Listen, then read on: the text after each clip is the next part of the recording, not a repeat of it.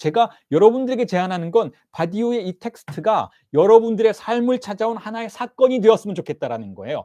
사건이 되어서 이 기표가 나에게로 들어오면 굉장히 어려운 기표들이죠, 여러분. 그런데 우리가 그걸 천천히 하나하나 끄집어내어서 잘게 씹어서 우리 안으로 들어 보내기 시작한다면, 자, 그렇게 된다면 새로운 기표들이 우리 안으로 들어와서 우리를 이미 구성하고 있는 기표들의 연쇄의 고리를 끊어버릴 수 있다라는 거죠. 자, 그게 우리가 책을 읽는, 책을 먹는 이유라는 거예요. 제가 책을 읽는 방식이고 여러분들에게 제안 드리는 방식이라는 거죠.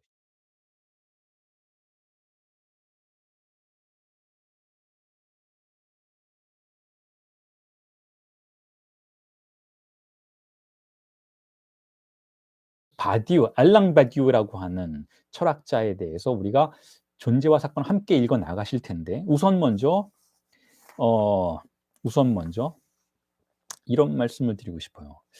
자, 알랑 바디우는 어떤 사람인가에 대한 설명부터 여러분들에게 해 드리고 싶습니다. 알랑 바디우는 어떤 사람인가? 알랑 바디우는 어 프랑스의 철학자이고 지금 생존해 있습니다.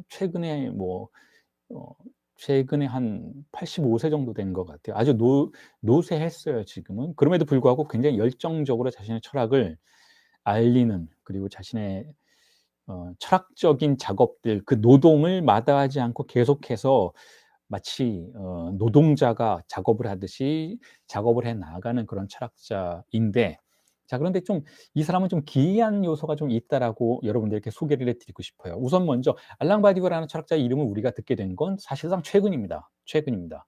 최근이라는 건 최근 10 년간이죠. 최근 10 년간 알랑 바디우라는 이름이 굉장히 확산되기 시작하고 회자되기 시작했죠. 굉장히 많은 영역에서 알랑 바디우가 사실상 자기 자신을 알리기 시작했고, 자기 자신을 알리는 것과 동시에 이전에 썼던 1988년에 썼던 이 존재와 사건이라는 책도 그때부터 훨씬 더 사람들의 주목을 받기 시작했던 것인데, 비교적 사실은 늦게 알려진 거죠. 왜냐하면 그 다른 프랑스의 철학자들에 비교한다면, 예를 들면 미셸 푸코와 같은 경우에는 이미 대학교에서 박사 논문을 쓰던 그 시절에 이미 상당히 유명한 사람이었어요. 그래서 그 사람의 박사 논문 광기의 역사라는 책이 결국은 거의 베스트셀러가 되었을 정도로, 그 30대 초반의 그 철학자라고 하기에는 아직 굉장히 어린 한 남자의 박사 논문 자체가 프랑스에서 이미 베스트셀러가 되고 전 세계적으로 회자되는 책이 됐을 정도로, 대체로 20세기의 철학자들은, 특히 20세기 프랑스 철학자들은 일찍 자신의 이름을 알리고 거의 스타의 반열에 오르는 경우가 있었던 것이죠. 그 스타 중에 우리가 알고 있는 많은 이름들이 있잖아요. 우리나라에서 한때 2000년대 초반에, 1990년대 말에서 2000년대 초반에 상당한 인기와 어떤 호응을 얻었던 질 들레즈와 같은 철학자, 여러분 다 아시잖아요. 전세적인 스타 철학자인 것이죠. 그 질 들레즈의 이름을 모르는 사람은, 책은 안 읽어봤어도 이름을 모르는 사람은 없는 것이잖아요. 어 예를 들면 리좀에 대한 개념, 천계의 공업, 밀플라토와 같은 개념, 이런 것들 다들 읽어 보셨거나 옆에 집에 책 한 권은 꽂혀져 있는 그런 종류의 아주 그냥 유명세를 치렀던 철학자들인 것이잖아요. 자, 그런데 사실은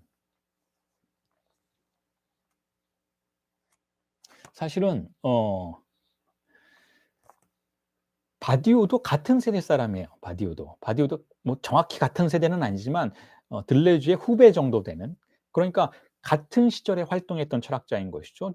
질 들레즈가 1980년대에 활발하게 작업 활동했었고 책 썼고, 바디우도 80년대에 자신의 주체 이론에 관련된 책도 썼고 이 존재와 사건에 대한 책도 썼던 것이죠. 근데 바디우는 알려지지 않았었어요. 바디우는 상당히 주목을 받지 못했죠. 바디우는 주목을 받지 못했고, 그 스타 철학자들의 빛에, 그늘에 가려워서 뭐랄까, 어떻게 보면 좀 고독한 싸움을 계속 이어나갔던 사람인데, 그 스타 철학자들이 다 죽고 나서, 미셸 푸코는 상당히 이른 나이에 죽었잖아요. 50대 후반에 사망했고, 질 들레즈도 결국은 90년대에 사망을 하고, 그리고 나서 2000년대에 그 모든 선배 철학자들이 이제 사라지고 나서 비로소 바디우라는 존재가 발굴되기 시작한 것이죠. 그들이 죽어서 이 사람이 발굴되었다라는 게 아니라, 그들이 죽어서 그들의 화려한 명성 뒤에 가리워져 있었던 바디우의 진정한 가치가 다시금 조명받기 시작했던 것이죠. 그래서 바디우는 2000년대부터 굉장히 행복한 인생을 살기 시작해요. 굉장히 많이 주목받기 시작했고 심지어는 본인이 본인의 입으로 자신이 현존 최고의 철학자다라고 거의 뭐 떠벌리는 수준으로 말하고 다니기도 했었는데, 근데 그건 틀린 말은 아니니까요. 현존 최고의 철학자라고 할 수 있는 이 바디우가 결국은 어떤 인물이었는지에 대해서 간단히 몇 마디 여러분들에게 소개를 해드리는 것이 우리가 앞으로 진행해 나갈 텍스트의 강의 수업에 도움이 될 거라고 생각이 들어요. 자, 바디우는 본인이 이야기하듯이, 그리고 상당히 민감한 주제이기도 한데, 특히 우리나라와 같은 경우는 상당히 민감한 주제이기도 한데, 본인은 공산주의자라고 주장하죠. 나는 공산주의자다, 나는 커뮤니스트다라고 주장을 하고, 공산주의는 승리할 것이다라고 항상 주장하고 있고, 뭐 프랑스에서도 방송에 항상 나와서 내가 네 개를 읽을 텐데 100년 뒤에 전 세계는 공산화된다, 이런 얘기를 꺼리낌없이 하는 철학자라고 할 수가 있는데, 자, 이거 굉장히 민감한 이슈죠. 우리나라와 같이 북한이 지금 공산주의이고 중국도 우리를 위협하고 있는 공산주의 세력이고 러시아도 뭐 지금 사실 자본주의 뭐 독재 자본주의이지만 어쨌든 공산주의의 어떤 후예들이라고 할 수 있는 이런 사람들이니까, 이런 사람들이 지금 온갖 나쁜 짓은 다 하고 있는 것이잖아요. 사람들을 죽이고 전쟁을 일으키고. 자, 그런데 바디우도 그럼 그들을 동조하는 사람인가라고 우리가 의심해 볼 수 있는 것이고, 또한 어떻게 보면 좀 거부감을 느낄 수 있는 것이잖아요. 그런데 여기에 대해서 제가 한마디 명백하게 해드리고 싶은 이야기는 무엇인가 하면, 자, 북한은 여러분 공산주의가 아니에요. 바디우의 관점에서 볼 때에는. 북한은 전혀 그건 왕조 국가예요. 왕조 국가. 공산주의는 무슨 공산주의입니까? 거기에는 공산주의에 공짜도 없어요. 그러면 중국은 어떤가? 중국은 자본국가주의, 국가자본주의인 것이죠. 중국에는 공산주의가 없어요. 왜냐하면 전 세계에서 가장 불평등이 심한 나라를 어떻게 공산주의 국가라고 말할 수가 있습니까? 공산주의 이념은 평등이에요. 평등. 근데 중국엔 평등이 없어요. 가장 빈부격차가 심한 나라가 중국이에요. 그러니까 중국은 가장 공산주의에 반대되는 나라인 것이죠. 어떤 의미에서는 공산당 독재 왕조 국가인 것이죠. 북한과 조금은 유사한 형태인데, 북한은 굉장히 가난한 왕조 국가이고 중국은 공산당 독재, 부유한 사람들이 굉장히 많은, 그에 비해서 또한 가난한 사람도 굉장히 많은 아주 특이한 국가인 것이죠. 그리고 러시아는 뭐 아무것도 아닌 거고, 러시아는 그냥 푸틴 독재 국가인 거고, 거기는 공산주의 공짜도 없는 것이고. 자, 그러니까 바디우가 생각하는 공산주의는 우리가 알고 있는 그런 공산주의가 아니에요, 여러분. 바디우가 알고 있는 공산주의라는 것은 평등한 사회, 조금 더 평등하고 조금 더 자유롭고, 어떤 의미에서 자유롭다라는 것, 우리 자신을 상품화시키지 않아도 되는, 그리고 조금 더 억압이 덜하고 우리가 조금 더 자유롭게 사유할 수 있는 그 새로운 세계를 바디우는 공산주의 세계라고 생각해요. 그러니까 지금 현존하는 어떤 국가도 그걸 시도했던 국가들은 물론 있죠. 마르크스와 레닌의 어떤 그런 커플에 의해서 그 러시아의 어떤 황제 국가가 몰락하는 과정 속에서도 아주 강렬한 시도들이 있었던 것이긴 하죠. 프랑스도 마찬가지였고 파리 코뮌에서도 그런 일이 있었던 것이고, 하지만 그런 시도들이 있었지만 현재로서는 모두가 다 실패했던 것이라고밖에 볼 수가 없어요. 좋은 시도였지만 결국은 실패했던 것이죠.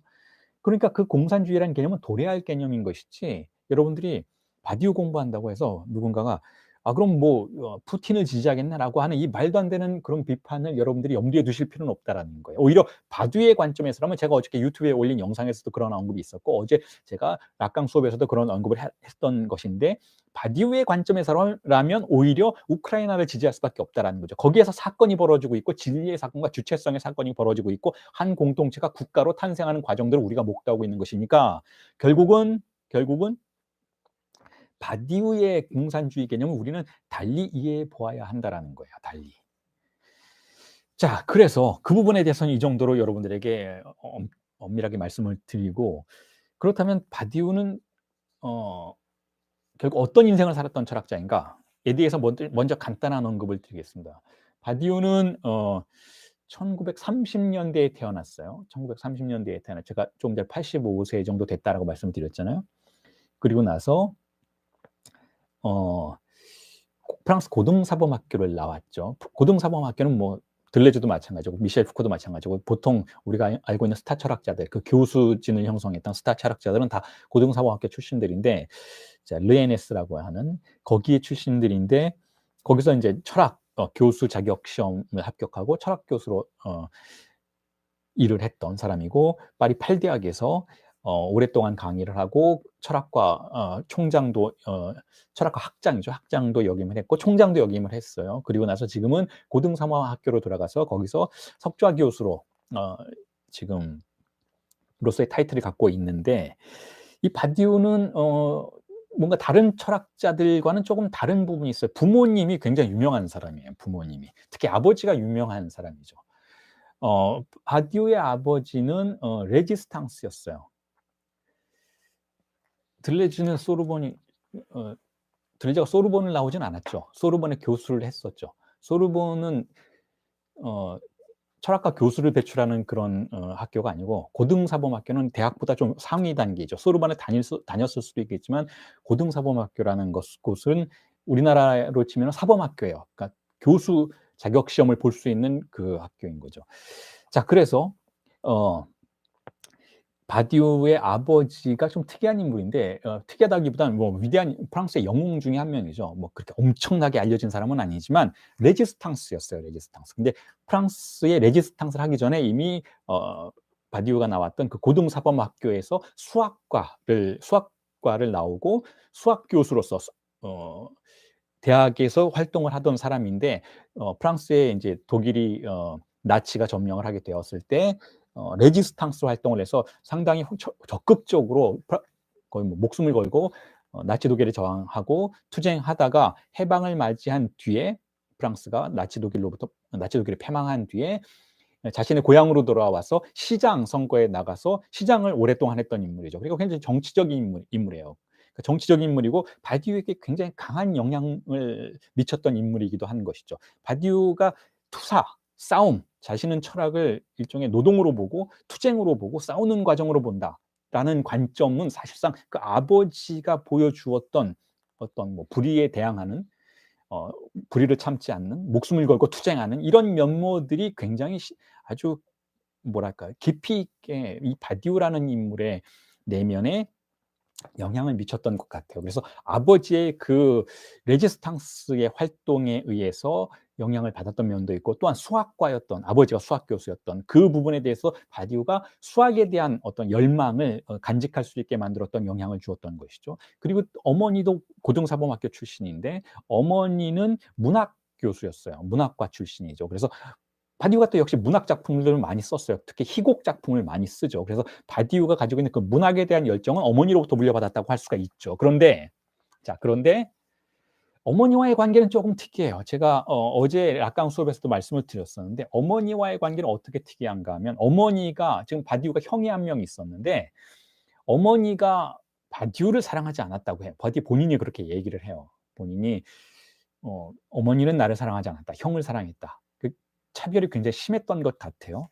그래서 어머니에 대한 결여와 결핍의 감정이 굉장히 심하죠, 사실은. 그런데 바디우는 그걸 어떤 방식으로든 극복을 해 나가고 형은 어린 시절에 그 충만하게 받았던 사랑의 기억에 잠겨서 결국은 우울증에 걸리기도 하고 굉장히 불안정한 삶을 살았던 것 같아요, 바디우와는 다르게. 사실 좀 역설적인 것이죠. 어린 시절에 사랑을 듬뿍 받았던 형은 현실 적응을 잘하지 못했고 바디우는 어린 시절에 그 결핍을 결국은 어떤 도약의 도구로서 이용했던 그런 모습을 보여주었던 철학자라고 할 수가 있는 것이니까요. 그런 의미에서 바디우는 자신에게 남겨졌던 그 어린 시절의 결핍을 일종의 공백으로 활용했던 것은 아닌가라고 우리가 추정해 볼 수도 있는 것이죠. 왜냐하면 바디우야말로 어떤 의미에서는 공백의 철학자인 것이니까.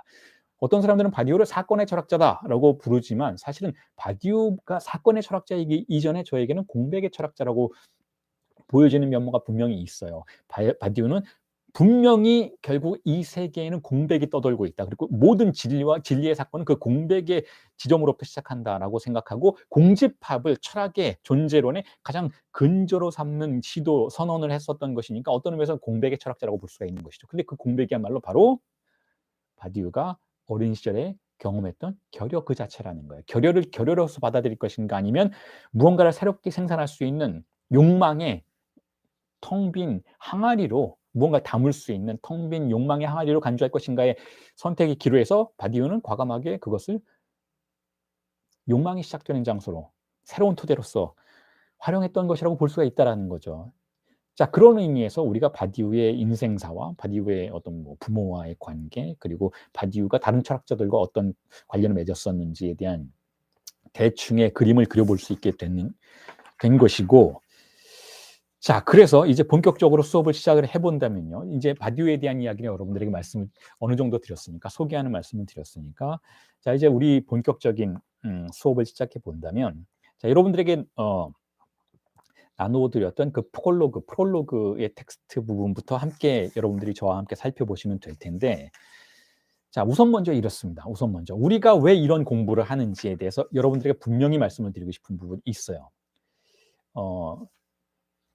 자, 우선 먼저 첫 번째 전제가 이렇습니다. 우리는 철학 공부를, 이거 좀 철학 교실이잖아요. 제가 원래는 낙강 정신분석의 강의를 주로 하지만 LPI가 정신분석 강의만 하는 건 아니고 제가 철학 강의도 이렇게 함께 동시에 하는 경우들이 있는데, 이렇게 철학 공부를 하는 이유는 여러분 취미로 하는 게 아니에요. 취미로. 여러분들 중에는 뭔가 제 강의의 취지가 좀 애매하다, 좀 희한하다, 왜 취미로 공부하는 게 아닌가, 그럼 뭐 다 같이 철학자가 되고자 하자는 말인가라고 오해하실 수도 있겠는데, 사실 그건 오해가 아니죠. 왜냐하면 정확히 저는 그렇게 말하고 있는 것이니까.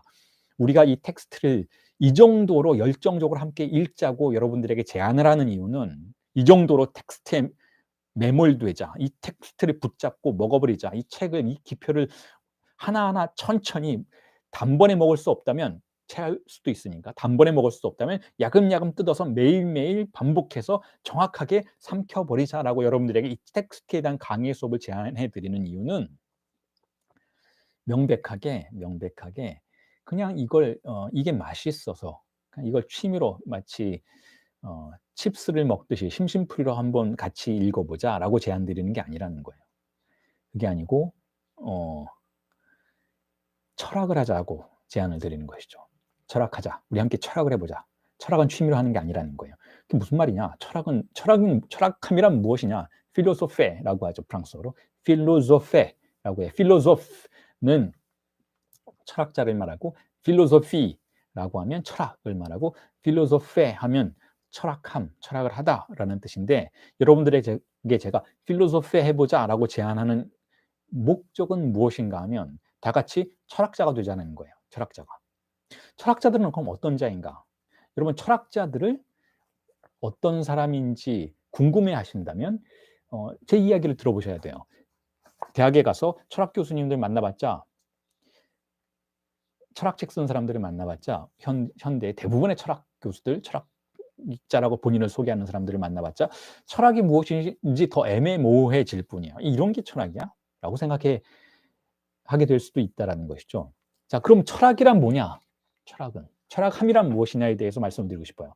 이건 하이데거도 상당히 중요한 논점으로 강의를 설명을 했던 부분이기도 하고, 또 바디우도 사실상 상당 부분 강력하게 이 철학함이 무엇인지에 대해서 암시하는 그런 강연들을 많이 했었는데, 철학함이란 무엇인가 하면, 어려운 말 제가 여러분들에게 뭐 가장 근본적인 것을 생각해 봅니다라고 이렇게 철학함을 설명할 수도 있겠지만, 그냥 철학이 어디서 시작되었는지, 지금 우리가 생각하는 철학은 어쨌든 서구 철학이니까, 서구 철학이라기보단 고대 그리스 철학이니까, 그 고대 그리스에서 철학자들이 어떤 사람이었는지, 뭐 하는 사람들이었는지, 뭐 어떻게 살았는지, 철학을 왜 했는지를 그냥 관찰해 보시면, 제가 여러분들에게 제안드리는 함께 철학을 해보자라는 것이 무엇을 의미하는지 여러분들이 이해하실 수 있게 돼요. 자, 함께 철학함이란 무엇인가 하면, 왜 우리가 바디오의 텍스트를 읽어야 하는가 하면,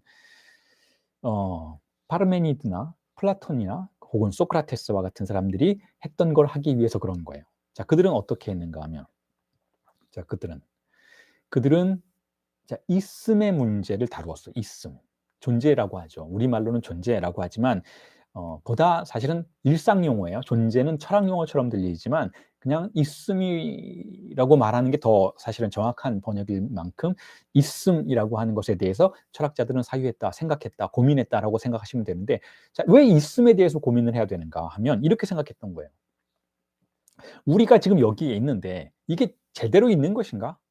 혹은 누군가가 나에게 너는 거기에 있다, 그래서 너는 거기에 있어야 한다, 혹은 거기에 있으면 안 된다, 저리로 가야 한다 라고 말하는, 즉 나의 있음에 대해서 문제를 삼고 있는데, 이게 도대체 누구 말을 믿어야 되는가 라고 질문해 볼 수 있는 거예요. 굉장히 중요한 문제인 것이잖아요. 여러분들이 지금 회사에 있다면, 오늘은 이제 주말이니까 회사에 있지 않겠지만, 여러분들이 주말에 이렇게 제 강의를 들으면서 이번 주에는 참 회사에서 힘들었어, 그런데 나는 회사에 있네 라고 할 때, 회사에 있어야 되나?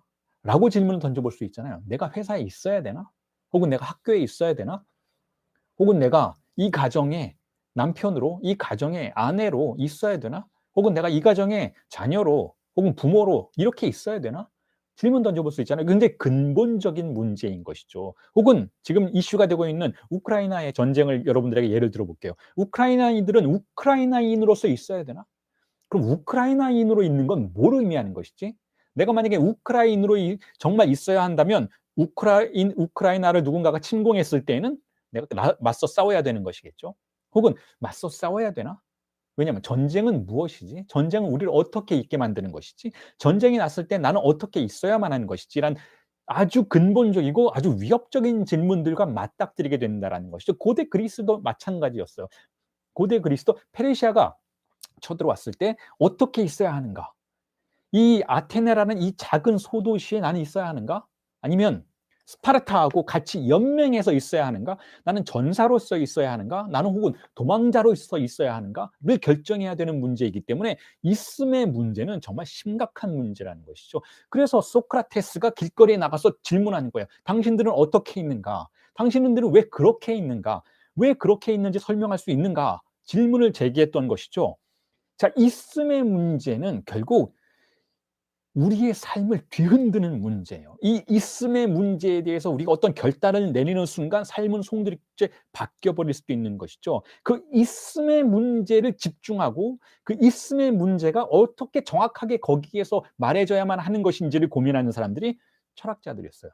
그러니까 철학자들은 그냥 사변적인 존재가 아닌 거예요, 여러분. 당장 오늘 내가 어떻게 있어야 하는지, 혹은 당장 이 국가가, 이 공동체가 어떠한 방식으로 있어야 하는지, 혹은 있으면 안 되는지를 철학자들은 대놓고 질문하는 사람들이었던 것이죠. 아주 근본적인 부분에 있어서까지 질문하는 사람들이었어요. 그 표면적인 것들로 무언가 이리저리 가리고 이것 때문에 저런 이익 때문에 이런 것 때문에 우리는 그렇게 있는 척할 수도 있지 않을까? 라고.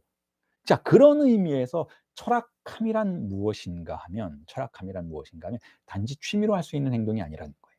여러분들이 저와 함께 지금 바디우의 존재와 사건이라는 텍스트를 함께 읽겠다라고 제안하신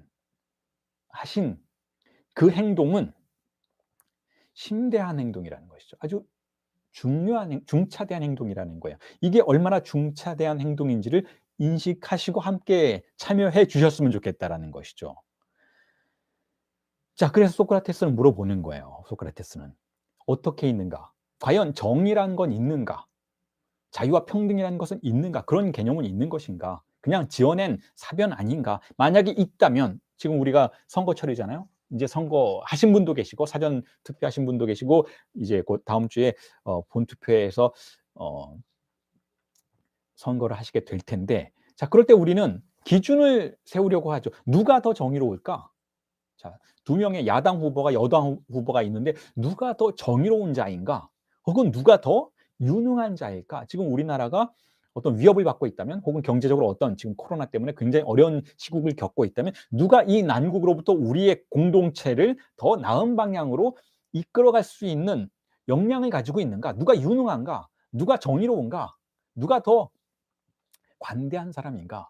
누가 더 실용적인 사람인가? 누가 더 착한 사람인가? 누가 더 나쁜 사람인가? 자, 이런 개념들이 기준으로 작동하는 것이잖아요. 그런데 과거에 고대 그리스의 철학자들은 질문을 던져 봤던 거예요. 그런 유능함이라는 게 있나? 보편적으로 생각할 수 있는. 그냥 각자가 돈 많은 사람들은 이 사람이 유능할 것 같아. 가난한 사람들은 이 정치인이 유능할 것 같아. 라는 이 갈기갈기 찢겨져서 서로 비교할 수 없는 그런 개념들 말고 공동체 모두를 설득할 수 있는, 모두를 아우를 수 있는 그러한 유능함, 그러한 정의로움이라는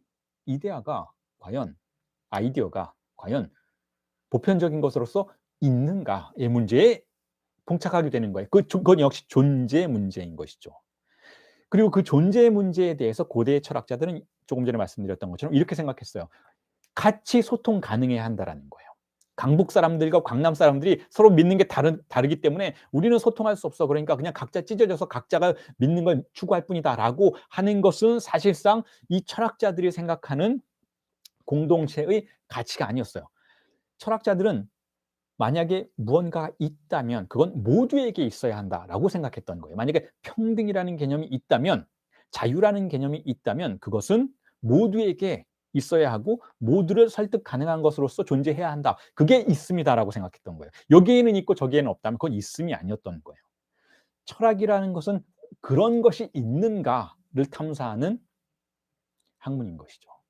나의 존재에 대해, 여러분의 존재에 대해서도 마찬가지인 것이죠. 제가 지금 거시정치적인 영역에서 우크라이나, 미국, 뭐 러시아 이런 얘기를 했지만 우리의 개인적인 영역에서도 마찬가지인 거예요. 우리가 책을 읽으면, 우리가 남의 인생에 대해서 인생사의 얘기를 들으면 어떤 사람들은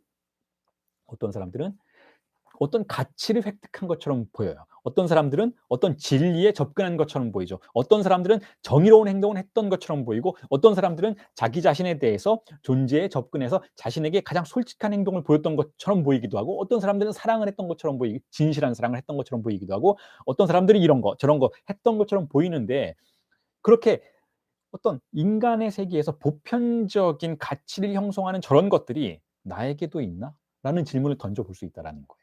나에게도 자유라는 것이 존재하는가? 나는 자유로운 사람인가? 그렇지 않은가?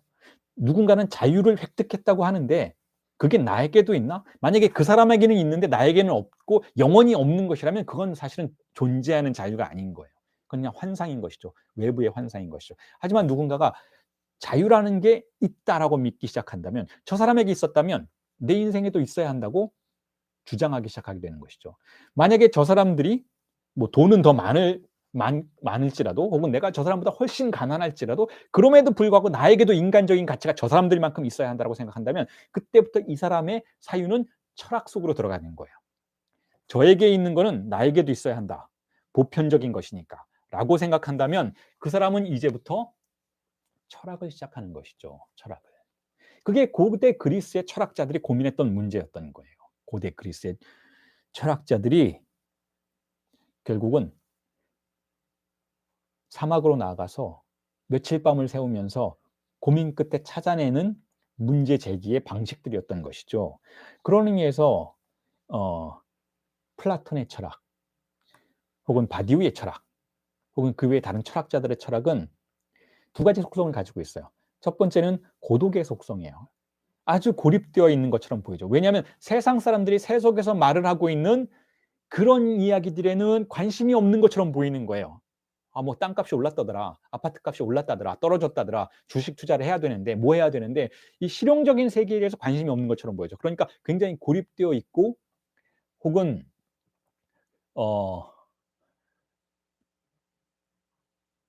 고립되어 있고, 또는 뭔가 소외되어 있는 것처럼 보이는 것이죠. 철학자들의 어떤 삶의 양태가.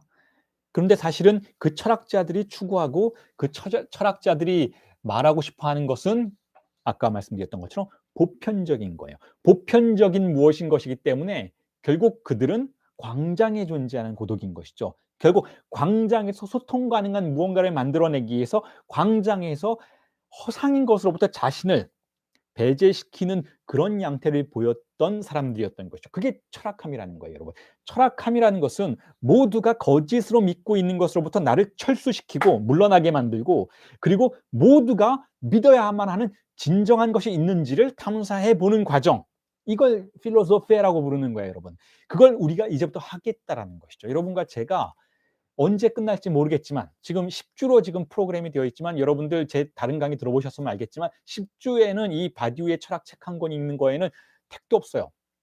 제가 볼 때는 한 1년은 걸릴 것 같아요. 최소한 10주씩. 격주로 간다 해도 1년 이상이고, 격주로 가지 않는다 해도 어쨌든 상당히 긴 시간이 요하는 책먹기의 과정이라고 생각이 되는데, 그와 같은 과정에 참여하는 이유가 거기에 있다라는 것이죠. 과연 그런 보편적 가치가 존재하는지, 자유와 평등, 박애와 같은 보편적 가치가 존재하는지, 그리고 그것이 내 삶에도 도입될 수 있는지를 함께 탐사해 보자는 거예요. 그게 철학이라는 것이죠. 그게 철학이에요, 여러분. 나의 삶을 변화시키는 것. 그런데 그 변화의 과정과 결과가 고독 속에 갇혀 있는 것이 아니고 모두가 이해될 수 있는 어떤 지점에 도달하는 방식으로 변화되는 것. 변화되어서 내가 다른 사람이 되었고 보다 나은 사람이 되었다라는 것을 밝히고 논증할 수 있는 것. 이게 바디우와 플라톤 철학의 근본 구조예요. 그러니까 상대주의가 아닌 거야. 내가 변화했고 좋았다. 그런데 남들은 이해 못 해. 그러니까 소통할 필요 없어.가 아니고 철학은 그게 아니라는 거예요. 철학은 그와 같은 게 아니라는 거죠. 철학은 그런 고독 속에 있잖아요. 철학은 속견으로부터 자신을 물러나게 함으로써 고독 안으로 들어가는 것이지 보편자로부터 자신을 물러나게 하지 않는다라는 것이죠. 철학은 그 사람에게 무슨 일이 일어났으면 그리고 그것이 선한 일이고 올바른 일이었다면 그리고 그것이 그 사람을 보다 인간답게 만드는 일이었다면 그걸 말로 논증해서 사람들과 소통할 수 있도록 만드는 과정을 포함하고 있다는 것이죠. 그게 철학이라는 거예요. 그게 다른 사변들과 좀 다른 부분이라는 거예요. 철학은 거기에 토대를 가지고 있다라는 거예요. 광장에서 말해질 수 있어야 한다라는 것. 자, 그래서 여러분들에게 지금 제가 프롤로그가 좀 길어지고 있지만 이제 조금 뒤에는 본문 해석으로 들어가겠지만 여러분들에게 제가 요구하는 게 있어요. 요청하는 게 있습니다. 이렇게 저와 함께 철학을 하신다면 가능하면 조금 전에 제가 여러분들에게 취미로 하는 건 환영하지 않는다라고 말씀을 드렸던 부분이 있지만 덧붙여서 하신다면 운동선수처럼 같이 해 주셨으면 좋겠어요. 시합을 앞둔 운동선수처럼 같이 해 주셨으면 좋겠어요. 실제로 여러분 고대의 철학자들은 운동선수들이었어요. 그게 무슨 말인가 하면 고대의 철학자들은 소크라테스도 그랬고 플라톤도 그랬고 고대의 철학자들은 특히 아테네인들을 보면 전쟁의 와중에 항상 노출되어 있던 삶을 살았던 아테네의 시민들이었잖아요. 자, 그들은 당장 내일이라도 전쟁이 나면 칼을 들고 나가서 사람을 죽여야만 하는 사람들이었어요. 지금 우크라이나가 자꾸 떠오르죠, 여러분. 자, 전쟁이 나면 내 가족과 내 공동체와 나의 국가를 지키기 위해서 칼을 들고 나가야만 하는 사람들이었어요.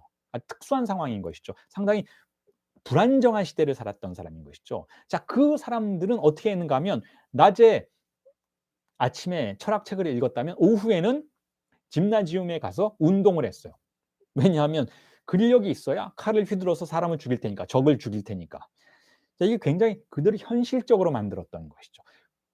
고대 그리스의 철학자들이 상당히 현실적이었던 이유는 사변적이지 않고 아주 현실적인 정치적인 발언들을 끊임없이 했던 이유는 그들이 당장 내일이라도 누군가와 싸워야만 하는 실제로 목숨을 걸고 싸워야만 하는 인물들이었기 때문에 그렇다라는 거예요. 그런데 뭐 지금 우리나라에 전쟁이 있는 것은 아니잖아요. 그러니까 그런 걸 말씀드리는 건 아니지만 운동선수처럼 철학을 한다라는 건 이런 거예요. 우리가 이 책을 읽었으면 어쨌든 현실적인 변화를 획득할 수 있어야 한다라는 거예요. 그냥 시간 때우기 위해서 책을 읽는 건 아무 의미가 없다라는 거죠. 그거는 아무 의미가 없어요, 여러분. 우리의 삶을 당장 내일 혹은 내년에 변화시킬 수 있는 토대가 되어주는 그런 독서야만 한다는 그게 진정한 책 읽기라는 것이죠. 현실을 변화시킬 수 없고 나 자신을 변화시킬 수 없다면 그건 여러분 제가 원하는 책 읽기도 아니고 여러분들에게 권해드리는 책 읽기도 아니고 여러분들이 이렇게 50명이나 되는 분들이 그 비싼 돈을 내고 제 수업을 듣는 이유가 될 수 없다라는 거죠. 저는 그런 수업은 바라지도 않고 그런 수업을 하고 싶지도 않다라는 거예요, 여러분. 우리의 삶이 변화해야 한다라는 거예요. 우리의 삶에서 성사의 기적이 일어나야 한다라는 거예요. 내가 다른 사람이 될 수 있어야 한다라는 거예요. 내가 원하는 다른 무언가가 있다면 내가 그것이 되어야만 한다라는 것이죠. 그렇게 하기 위해서는 시합을 앞둔 운동선수처럼 매일매일 규칙적으로 텍스트를 읽어야 해요. 그게 뭐 시간이 많이 허락되지 않는 분들도 계시겠지만 어쨌든 지금 우리가 읽고 있는 텍스트를 삶의 중심으로 가져오셔야 한다는 거예요. 이게 내 삶의 중심이 되어서 항상 다른 어떤 일을 하더라도 이 텍스트가 주는 그 의미의 여운들이 나의 그 하루를 장악하고 그 일주일을 영향을 미치고 그 1년을 나를 움직이게 만들어주는 동력이 될 수 있어야 한다는 거예요. 그걸 여러분들에게 요청드리고 싶어요. 왜냐하면 결국 이거 굉장히 중요한 문제인데 결국 생각하는 힘이 현실을 바꾸기 때문에 그래요, 여러분. 우리가 어떻게 생각하느냐에 따라서 우리는 그 현실을 바꿀 수가 있어요. 우리가 돈이 아무리 많아도 우리가 아무리 근육이 많아도 우리는 현실을 바꿀 수 없어요, 여러분. 돈이 아무리 많아도 현실을 바꿀 수 없어요. 우크라이나를 보세요. 유럽에서 가장 못 사는 나라 중에 하나예요. 돈이 없어요. 자, 그럼에도 불구하고 생각이 현실을 바꾸잖아요. 싸워야만 한다라는 생각으로 이 사람들이 돌변하는 순간 유럽의 정세가 바뀌고 있어요. 미국은 돈이 아무리 많아도 그 현실을 바꾸지 못하고 있잖아요. 푸틴을 어떻게 하지 못해요. 그런데 우크라이나인들은 어떻게 하고 있잖아요. 바꾸고 있잖아요. 생각이 바뀌면 모든 게 바뀌기 시작하는데 생각을 어떻게 바꾸는가? 어떻게 사유의 힘을 기를 수 있는가는 이렇게 생각해요. 우리의 머릿속엔 이미 잔뜩 무언가가 들어와 있어요. 그러면 남이 넣어 놓은 지식들이죠.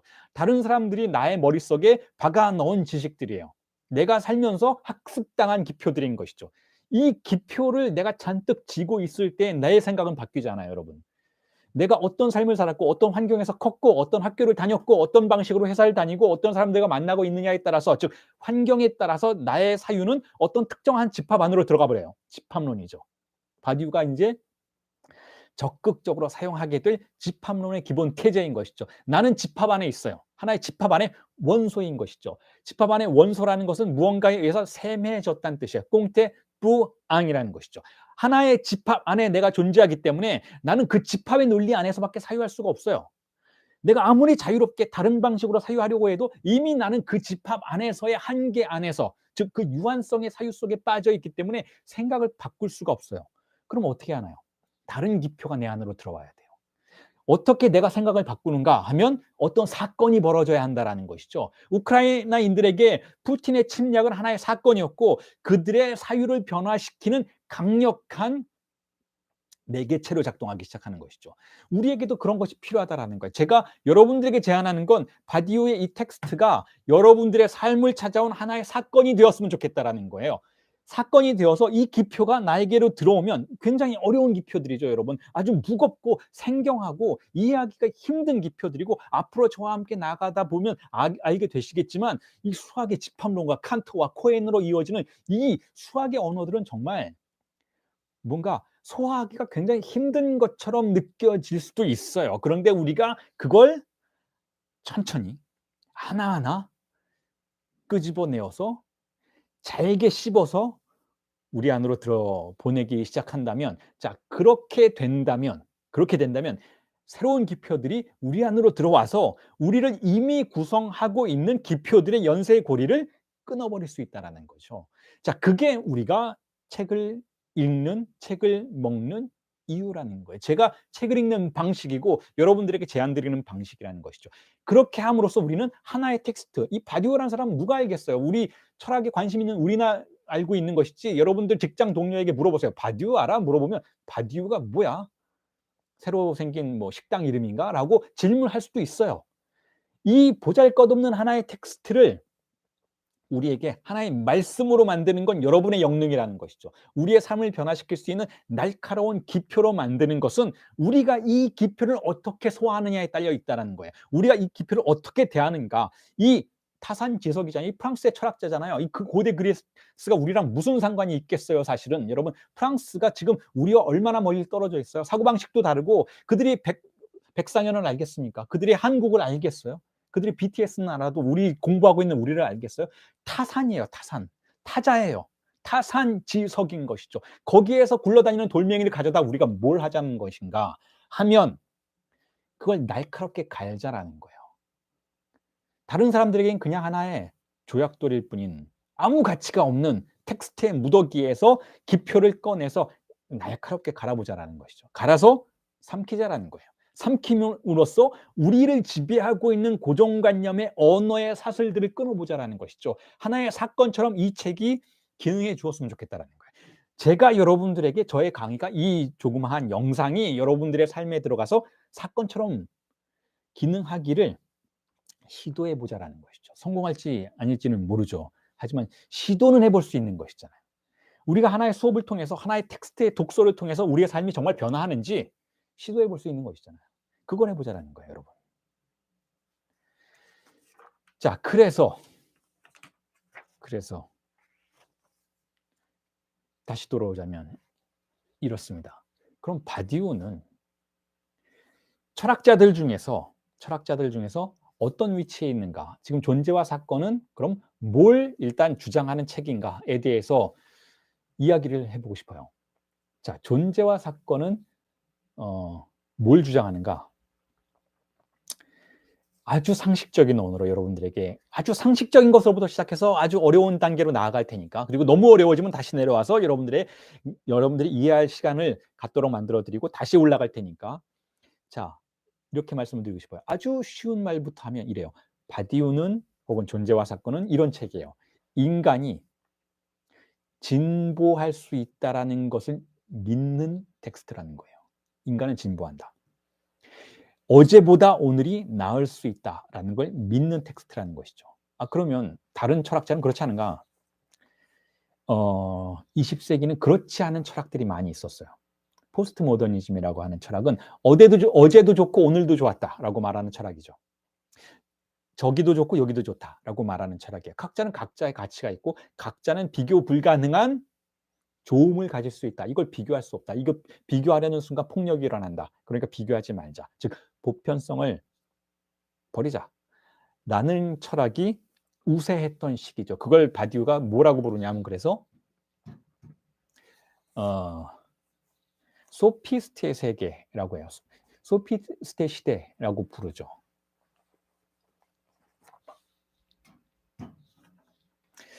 자, 다시 돌아와서 인간은 진보할 수 있다는 거죠.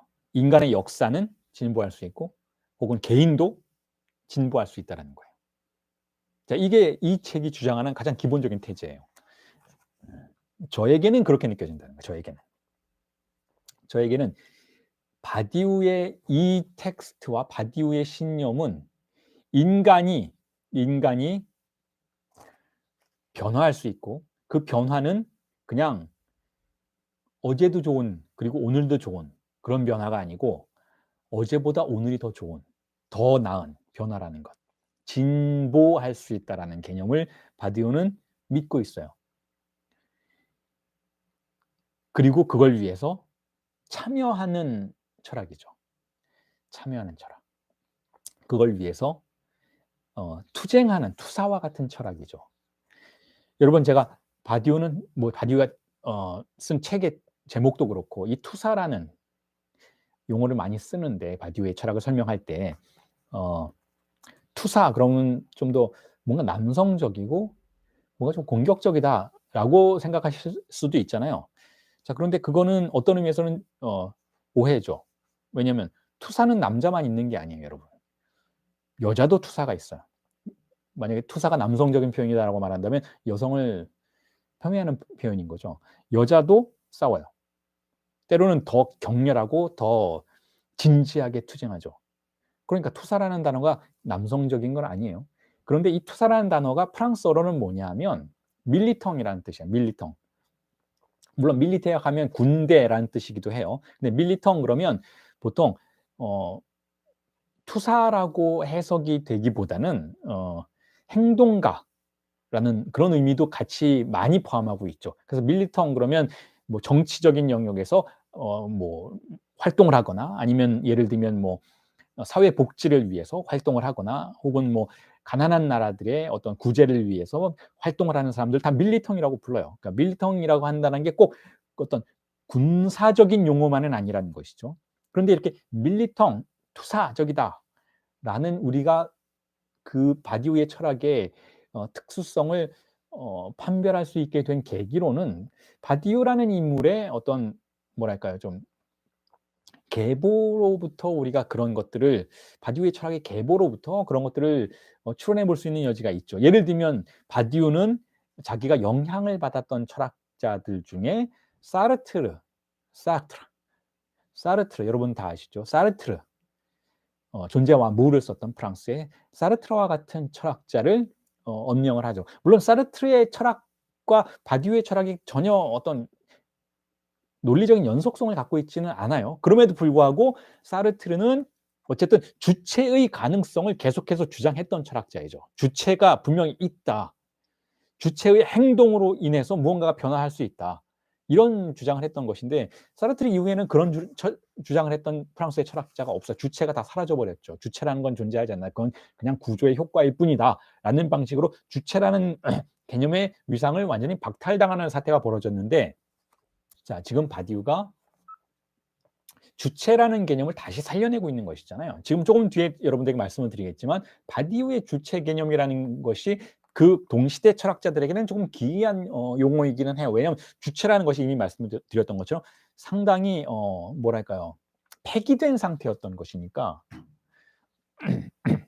자, 그렇다면 이 주체라는 바디우가 이 주체를 사유하는 이런 방식은 어디서 왔는가 하면 자, 사르트르로부터 왔다라는 거예요. 사르트르를 바디우가 사실은 진심으로 존경했었기 때문에 사르트르는 어떤 인물인가 하면 레지스탕스 활동을 뭐 그렇게 엄청나게 했던 것 같지는 않지만 어쨌든 행동하는 지식인이었죠. 행동. 움직이고 행동하고 투쟁하는 지식인이었어요. 뭐 철학자라고 해서 약간 독일 철학자들처럼 뭐 골방이나 서재에 틀어박혀서 뭐 사변하는 이런 철학자이기보다는 행동하는 지식인이었죠. 일종의 투사였던 것이죠. 밀리터리였던 것이죠. 자, 그런 영향이 분명히 있었다고 생각해요. 그리고 바디우 본인도 자신이 사르트로부터 그런 부분에 대해서 영향을 받았다. 라고 언급을 하고 있었던 것이고, 그리고 또한 아까 말씀드렸던 것처럼 아버지로부터도 영향을 받았죠. 아버지는 지식인이었잖아요. 철학자는 아니었지만 수학 교수였던 지식인이었지만 지식인이라고 해서 어떤 행동하지 않는다라는 그런 생각을 하지 않았던 거죠. 아버지가 레지스탕스로서 보여주었던 그 목숨을 건 투사적인 면모를 분명히 바디우는 영향을 받았던 것이죠. 그래서 바디우는 거의 전생애를 여러분 투쟁하면서 살았어요. 철학 공부도 하고 철학 강의도 했지만 또한 공장에 가서 그 노동자들과 함께 투쟁하기도 하고 예를 들어서 뭐 파업이 있으면 거기에 참여하기도 하는 어쨌든 투사적인 면모를 계속해서 이어나갔던 존재였던 것이니까 자, 그런 의미에서 바디우의 철학을 투사적이라고 볼 수가 있다라는 거죠. 내용적인 차원에서도 주체 개념이 들어가 있으니까 그런 것이고 동시에 바디우의 삶 자체도 역시 그 투사적인 면모를 우리가 발견할 수 있는 것이니까 자, 그런 것인데 그렇기 때문에 우리는 이렇게 추론해 볼 수 있다라는 거죠. 왜 투쟁하는가 하면 변화할 수 있기 때문에. 세상은 변화한다고 믿고 있기 때문에 투쟁한다는 거예요. 만약에 우리가 세상은 변화할 수 있는 게 아니야. 그냥 각자가 각자의 가치를 갖고 살아갈 뿐이고 뭐 다 똑같아 사실은. 뭐 혁명이 일어나 봤자 다시 똑같아져 라는 사고방식을 갖고 있다면 사실은 누구도 싸우려고 하지 않겠죠. 누구도 목숨을 걸고 싸우려고 하지 않아요. 여러분. 누구도 자신의 목숨을 걸고 투쟁하려고 하지 않을 거예요, 여러분.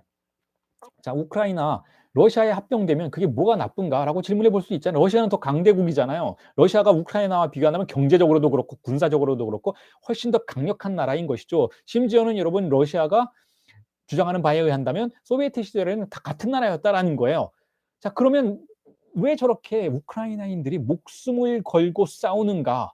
왜 자신의 목숨을 위협에 빠뜨리는가를 질문해 볼 수 있다라는 거죠. 그런데 그들은 믿는 거예요. 믿는 거예요.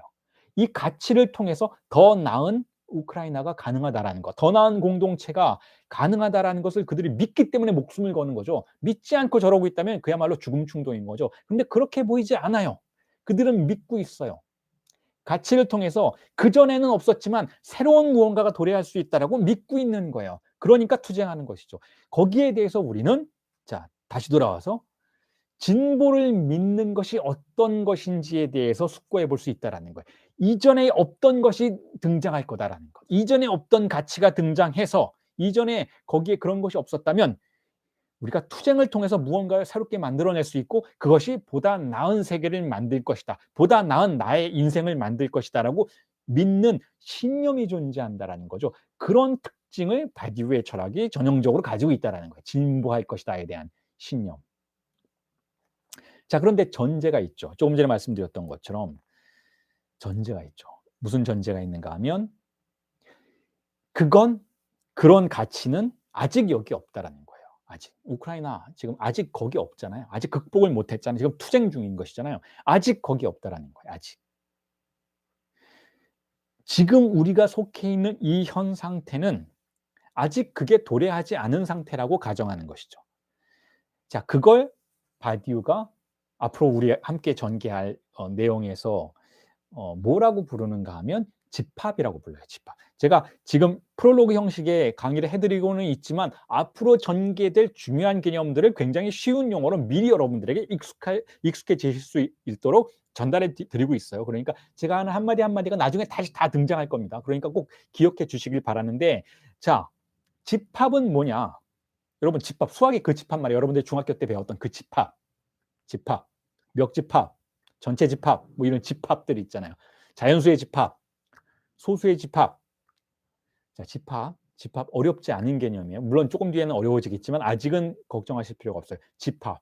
그게 수학에서는 집합이지만 현실에서는 우리가 집합인 거예요, 여러분. 대한민국이라는 집합이 있죠. 우크라이나라는 집합이 있죠. 우크라이나 국민들의 집합. 그러면 우크라이나 국민 한 사람 한 사람이 원소를 이루는 집합을 말하죠.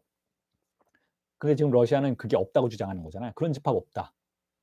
그런 집합은 없다라고 주장하는 것이잖아요. 자, 집합에 대해서 그렇다면 어떤 집합이 있고 어떤 집합이 없다라는 건 누가 결정하는가 하면 현재의 권력이 결정해요. 현재의 권력이. 이런 집합이 있다, 저런 집합이 없다라는 거 현재의 권력이 결정하는 것이죠. 그런데 이거는 뭐 그렇게 부정적으로만 볼 내용은 아니죠. 예를 들면 그 현재의 권력이 이 집합을 규정해 주지 않으면 우리가 살아가기도 굉장히 힘들겠죠. 살아가기가 굉장히 힘들어요. 그게 무슨 뜻인가 하면 예를 들어서 이 코로나19 이 바이러스에 오미크론에 감염이 된 사람들의 집합이 있잖아요. 감염이 된 사람들의 집합. 그런데 이제 질병청에서 국가의 권력의 어떤 비준을 받아서 결정해 주죠. 경증 환자의 집합, 그다음에 중증 환자의 집합. 그리고 뭐 또 비근한 예로는 1차 접종을 맞은 사람들의 집합, 2차 접종을 맞은 사람들의 집합, 3차까지 맞은 사람들의 집합을 결정해 주죠. 자, 이런 집합들을 결정해 주면 우리는 그 집합들을 오고 가면서 우리의 삶을 보호받을 수도 있어요. 누군가가 나를 중증 환자로, 내가 만약에 코로나에 걸렸다면 중증 환자의 집합 안에 넣어주지 않으면 나는 국가의 치료를 받기가 힘들죠. 그럼 나는 고통 속에서 죽을 수도 있어요. 그러니까 집합이 형성된다는 것은 우리의 삶을 구성하는 굉장히 근본적인 토대인 것이죠.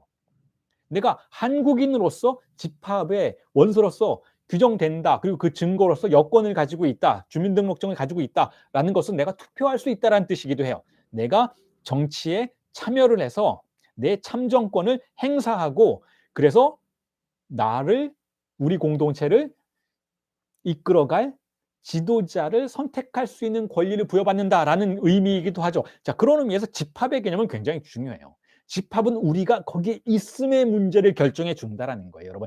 제가 조금 전에 철학이란 무엇인가? 철학은 존재의 문제, 즉 있음의 문제를 탐사하는 것이다. 그것의 문제를 제기하고 과연 그게 제대로 있는지 아니면 가짜로 있는지를 질문하고, 만약에 그게 가짜로 있다면 왜 가짜로 있는데도 불구하고 모든 사람이 그걸 진짜로 제대로 있는 것처럼 행동하는지에 대한 문제를 제기하고 항의하고 저항할 수도 있는 문제. 자, 그걸 다루는 것이 철학이다라고 말씀을 드렸잖아요. 그러니까 바디우가 이렇게 생각한 거예요. 그래? 그러면 있음의 문제는 집합론의 문제겠네 라고 생각한 거예요. 집합론을 통해서 우리가 존재론에 접근할 수 있겠네 라고 생각한 것이죠. 심지어는 한 걸음 더 나아가서 조금 나중에 강의에서 여러분들에게 말씀드리겠지만 이렇게 생각한 거예요. 아니다, 아예 집합론이 존재론이었네 라고 도약해버리는 거죠. 철학이 존재론이 아니네. 진짜 존재론은 뭐냐면 수학자들이 했던 집합론이네. 본인들은 모르고 있었지만 본인들은 사유 속에서 집합이 어떻게 구성될 수 있는지의 논리를 아주 정밀하게 탐사하는 영역에 머무르는 것처럼 보였지만, 그런데 철학자가 보기에는 저들이 우리가 해야 할 일을 했구나 라고 발견하게 된 거예요. 결국 집합이 구성되는 문제가 존재의 문제를 구성한다라고 바디우가 간파한 것이죠. 그래서 최초로 집합론을 존재론이라고 규정하고 집합론을 탐사하기 시작한 거예요. 그게 존재와 사건이라는 책의 본질이에요. 집합론을 탐사하자. 집합론을 탐사하면 존재의 비밀을 알게 된다라는 것이죠. 자, 그래서 집합이 결국은 존재의 틀이다라고 규정할 수 있게 되는 것이죠.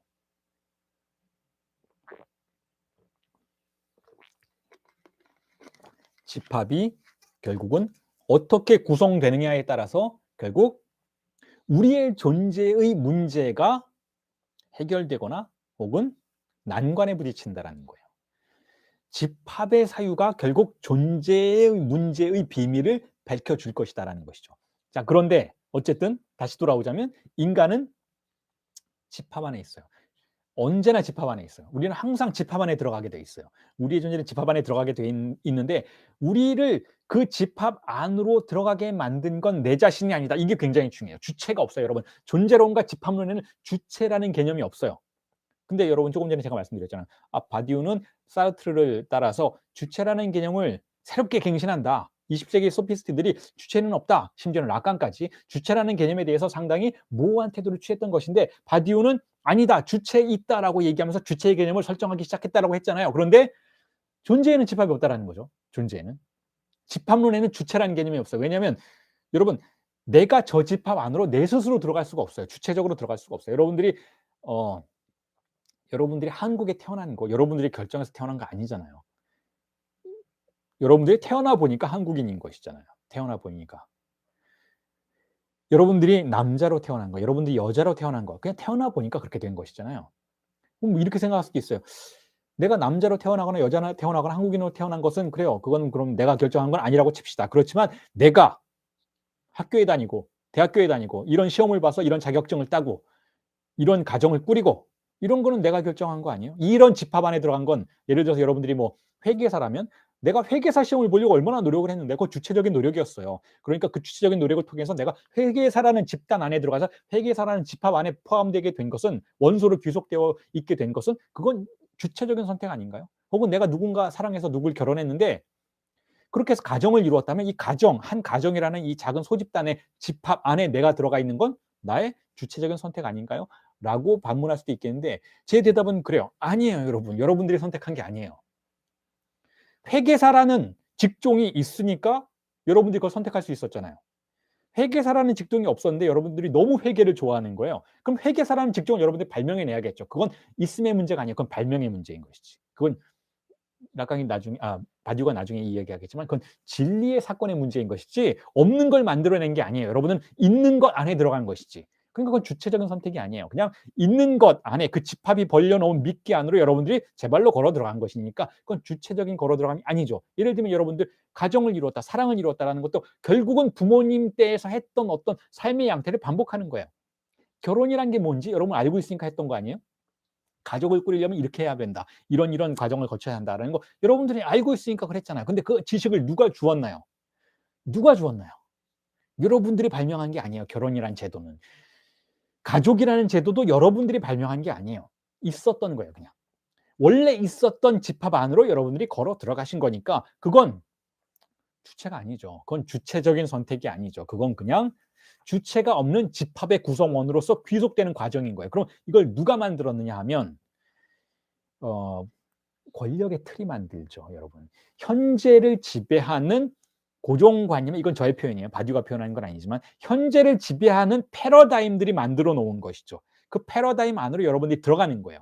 그런데 만약에 여러분들이 나는 그 패러다임 싫다.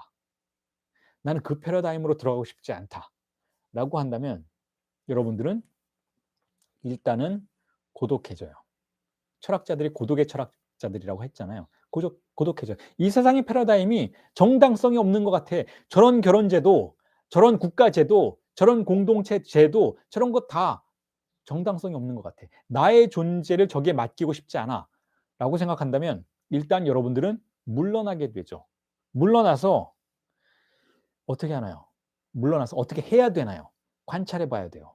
저 제도들이, 저 집합의 구성들이 왜 저렇게 구성이 됐는지, 그리고 저 제도들이 과연 올바른 것인지, 저 제도들이 낡은 것은 아닌지, 저 제도들이, 저 집합의 구성들이 나의 존재를 맡겨도 되는 틀인 것인지를 비판해 보고 분석해 봐야 하죠.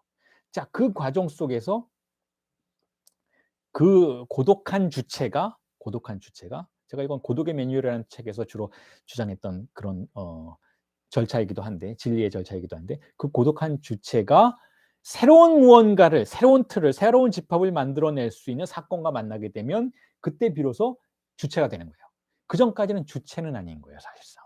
그전까지는 집합으로부터 자신을 소외시켰던 고독한 일종의 존재인 것이죠. 고독한 존재인 거죠. 배제된 존재인 것이죠. 일종의 증상과 같은 영역을 구성하고 있는 한 존재인 것이죠. 그런데 아직 주체는 아닌 거예요. 주체란 뭐냐면 주체란 이와 같이 우리가 집합 안에 귀속되어 있을 때에 그 집합으로부터 우리를 빠져나가도록 만드는 사건, 네, 우리를 개방하는 순간 그때 등장하는 걸 주체라고 부르는 것이죠.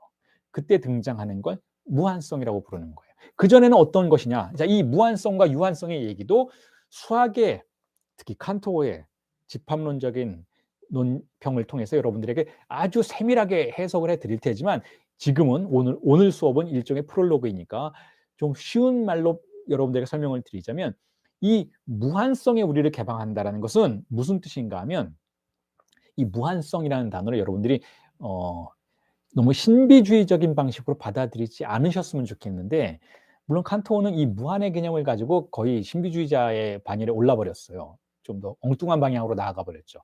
그 무한에 대한 개념을 수학적으로 증명해 나가는 과정 속에서 결국 신적인 무한을 믿어버리게 되는 그런 상태로 가버렸는데, 자, 지금 제가 말하는 그 무한은 그렇게 신비주의적인 무한이 아니에요. 이 무한은 유한이라는 개념을 가정해야만 우리가 정확하게 사유할 수 있는 그런 수학적 개념인 것이죠. 조금 전에 제가 그랬잖아요. 우리를 가두고 있는 집합 안에서 빠져나가서 무언가 새로움을 만들어낼 때 그걸 무한성의 과정이라고 부를 수 있다고 말씀을 드렸다면, 그 추론해 보시면 여러분들이 충분히 이해하시게 될 테잖아요. 그렇다면 이미 있는 집합은 무엇인가 하면 유한성인 거예요. 유한성. 유한성 안에 우리가 갇혀 있는 것이죠. 이미 존재하는 집합 안에 우리는 들어가 있으니까 그 집합의 영토 안에 머물러 있는 것이니까 유한한 세계에 존재하는 것이죠. 이 유한한 세계의 주인은 누군가 하면, 다시 한번 말씀드리지만, 주체가 아니에요. 그건 집합의 주인인 거예요. 그 집합을 만들어 놓은 하나로 셈하는 권력이 그 집합의 주인이죠. 근데 그 집합의 주인을 여러분, 예전의 철학자들은 사변 속에서 잘못된 결론으로 도달하고는 했었어요. 그 집합의 주인들, 즉 우리를 그 집합 안에 포함시키는, 그리고 우리를 그렇게 있도록 만드는 그 주인, 그 권력자를 자꾸 신과 비교하려고 했죠. 신. 하나님이 우리를 그렇게 있도록 하셨다라고 말한다면, 더 이상 철학은 전개될 여지가 없는 거예요, 여러분. 그거는 진정으로 진지하게 철학을 하는 사람들에게도 달가운 일이 아니고, 왜냐하면 철학을 신학처럼 만들어 버리니까. 철학은 그런 게 아닌데, 철학은 그렇게 초월적인 어떤 존재, 실체에게 존재를 내어 맡기는 과정이 아닌데, 철학이 자주 그리로 갔다라는 거죠. 왜냐하면 철학적 사유로 하다 보면 결국은 궁극적으로 우리를 거기에 있도록 만드는 게 누군가에 대한 절대적인 대타자에 대한 질문이 제기되니까, 거기서 가장 쉬운 해결책이 결국은 종교론적 사유였다라는 거예요. 그러니까 철학은 그렇게 가면 안 됐었는데 자주 그러한 방향으로 나아갔던 것이고, 그리고 조금 더 유머를 곁들여서 저 신의 입장에서 본다면 참 난감한 거예요. '나는 그런 적이 없는데 왜 자꾸 내 핑계를 대지?'라고 하나님은 생각할 수 있겠죠. 그건 너네들의 일이잖아. 너네들이 집합을 다 만들어 놓고, 너네들이 나는 거기에 있고 저기 너는 저기에 있다라고 질서를 구성해 놓고, 그렇게 해 놓고 서로 싸우고 있는데 왜 자꾸 내 핑계를 대는 거야? 나는 그렇게 하지 않았어. 라고 하나님은 생각할 것 같아요. 그건 하나님의 소관이 아니에요. 세속의 소관인 것이지. 그건 바벨탑의 세계인 것이지 하나님의 탑이 아닌 것이죠. 그런데 바벨탑을 지어놓고 자꾸 이건 하나님의 탑이다, 하나님의 성상이다 라고 우상 숭배를 하는 것이 또한 일부 혹은 굉장히 많은 철학의 경향의 귀결들이었어요. 그걸 비판하는 사람이 바로 하이데거였죠. 왜 자꾸 철학을 신학으로 만드는가? 철학을 종교화시키는가? 철학을 철학으로 머물게 하라. 철학의 힘은 거기서 나온다라고 하이데거가 철학사 전체를 비판했죠. 철학사 전체를. 고대 그리스에서 파르메니데스에 의해서 존재의 질문이 던져진 이후에, 파르메니데스가 질문했잖아요. 이렇게 여러 가지 형태로 있는데 우리의 존재가, 뭐 나는 어제의 나일 수도 있고 오늘의 나일 수도 있고, 혹은 내가 저기에 나가서 저 사람들과 대할 땐 저런 모습이고 이 사람들과 대할 땐 이런 모습이고, 굉장히 다수적인 방식으로 존재하는데 결국 나는 하나로 존재하는가? 존재라는 건 하나인가? 혹은 하나로 있어야 존재할 수 있는 거 아닌가라는 질문을 던지기 시작했어요. 그 존재 질문이 자이언스 프라그가 던져진 이후에 철학은 계속해서 퇴락하기 시작했다라는 거예요. 자꾸 철학을 종교적인 담론으로 만들어가기 시작했다라는 것이죠. 그래서 하이데거가 등장하면서 20세기 초에 등장하면서 선언을 한 거예요. 철학이 다시 종교로부터 구해져야 한다. 철학은 철학이어야 한다라는 방식으로 철학을 다시 존재에 대한, 있음에 대한 진지한 투사적인 담론으로 구성해 내려고 했던 것이죠. 자, 그런데 철학이 그렇게 어떤 초월적인 그 낭만주의적인 절대자에게 있음의 문제를 해결해 줄 것을 요청하는 태도를 보였던 것과 함께 19 세기의 일종의 실증주의의 등장에 의해서, 그리고 20 세기에 특히 분석 철학과 논리 실증주의적인 철학의 등장에 의해서 철학이 또한 어떤 방식으로 나아갔는가 하면 과학주의로 나아가기 시작했어요. 과학주의. 자, 철학의 담론을 사변적인 것으로 구성하지 말자. 너무 추상적인 내용들로 구성하지 말고 철학의 언어를 아주 엄밀한 논리적인 것으로 구성한 다음에 그것이 대상을 지시하는 그와 같은 절차로서 철학을 한정하자. 즉 철학을 거의 과학화시키자라는 방식으로 나아갔죠. 이야말로 진지하게 말해서, 진정으로 말해서 철학을 유한성 안에 완전히 가두어 버리는 행동인 것이죠. 왜냐하면 언어의 한계, 바깥으로 나가지 말자라는 것, 이건 하이데거의 비트겐슈타인의 논점이잖아요. 언어를, 상징계를 굉장히 정교한 수준에서 제한시켜 놓고 그 상징계, 그 언어가 말할 수 없는 것에 대해서는 침묵하자라는 주장은 무슨 뜻인가 하면 언어의 과학적인 영역, 논리적인 영역을 선명하게 만들어 놓고 그 선명함이 지시할 수 있는 집합 안으로 우리가 들어가자는 뜻이에요. 그리고 그 나머지의 세계는 존재하지 않는 것으로 가정하자라는 뜻인 것이죠. 자, 그런 태도는 결국 유한성을 극대화시키는 태도라는 것이죠. 그 유한성을 극대화시키는 태도를 하이데거가 뭐라고 불렀는가 하면 니힐리즘이라고 불렀던 거예요. 니힐리즘. 허무주의라고 불렀던 것이죠. 우리가 정확하게 알 수 있는 것 외에는 존재하지 않는다라고 말하는 것은 이런 거예요, 여러분. 아까 말씀드렸잖아요. 이 집합을 구성하는 게 누구라고 했어요? 내가 아니죠. 주체가 아니라고 다시 말씀을 드렸잖아요. 이 집합들, 이게 아무리 정교하게 세공된 언어들로 구성된 규정의 집합들이라 해도 내가 그 집합을 만든 건 아니에요. 이건 담론의 권력들이 만들어낸 범주들인 것이죠. 그 담론의 권력들이 만들어낸 범주 안에 나를 귀속시키는 것은, 그리고 그게 전부라고 말하는 것은, 그리고 그것이 완벽하다라고 말하는 것은 그것의 외부로 내가 나아갈 수 없다는 뜻이에요. 즉 주체의 사건과 내가 조우할 수 없다는 뜻이에요. 그러니까 극단적으로 나는 현재 존재하는 언어의 논리 안에 갇혀 있고 그 바깥으로 나갈 수 없다라는 뜻인 것이죠. 자, 그게 허무주의인 거예요. 그게 허무주의. 더 상식적으로 표현드리자면 이런 거예요. 더 상식적으로 표현을 드리자면 이런 거죠. 우리가 합리적으로 생각해서, 자, 내 인생이 합리적으로 생각해서 여기까지 아니야? 내가 부모님으로부터 뭐 물려받은 것도 없고, 뭐 내가 뭐 재산도 없고, 혹은 뭐 이런 것도 없고, 뭐 이런 것도 없으니까 나는 그냥 회사 다니면서, 아무리 논리적으로 판단해도 나는 회사 다니면서 정년까지 하고 그다음에는 연금을 받으면서 살아가는 것. 자, 내 인생 여기까지 아니야? 라고 말하는 것. 얼핏 들으면 굉장히 합리적인 태도죠. 굉장히 그야말로 리즈너블한 태도인 것이죠. 얼핏 들으면 굉장히 이성적인 사람이네 라고 생각하는 거죠. 이걸 좀 더 거시적인 영역으로 가져가 볼까요, 여러분? 우크라이나에서 벌어지는 일을 보세요. 합리적으로 생각해 보세요. 미친 거 아니야? 다 죽으려고 저러는 거야? 지금 러시아가 핵 갖고 위협하고 있는데 러시아와 싸우겠다고? 좀 이성적이 되자. 러시아인들도 그렇게 말하자. 푸틴이 말하고 있잖아요. 좀 이성적이 되라. 너희들 큰일 난다. 너희들 원래 우리랑 하나였잖아. 그러니까 뭘 그렇게 무리를 하고 있어. 목숨을 걸고 있어. 그냥 합리적으로 생각해. 합리적으로. 안 그러면 너희들 다 죽어. 죽음이 그렇게 좋아? 죽게 해줄까? 아니지. 그러니까 우리 같이 살자라고 달래고 있잖아요. 자, 그럴 때 합리적으로 존재하는 언어로 판단을 한다면 우크라이나인들은 휴전을 해야 돼요. 휴전을 하고 푸틴이 원하는 걸 들어줘야 돼요. 아, 그래, 우리 중립국화 할게. 나토에 절대로 가입 안 할게. 그 대신 우리 좀 놔둬. 니네가 안 놔둘 걸 알고 있지만 어쨌든 최소한 몇 년간은 좀 놔둬줘라.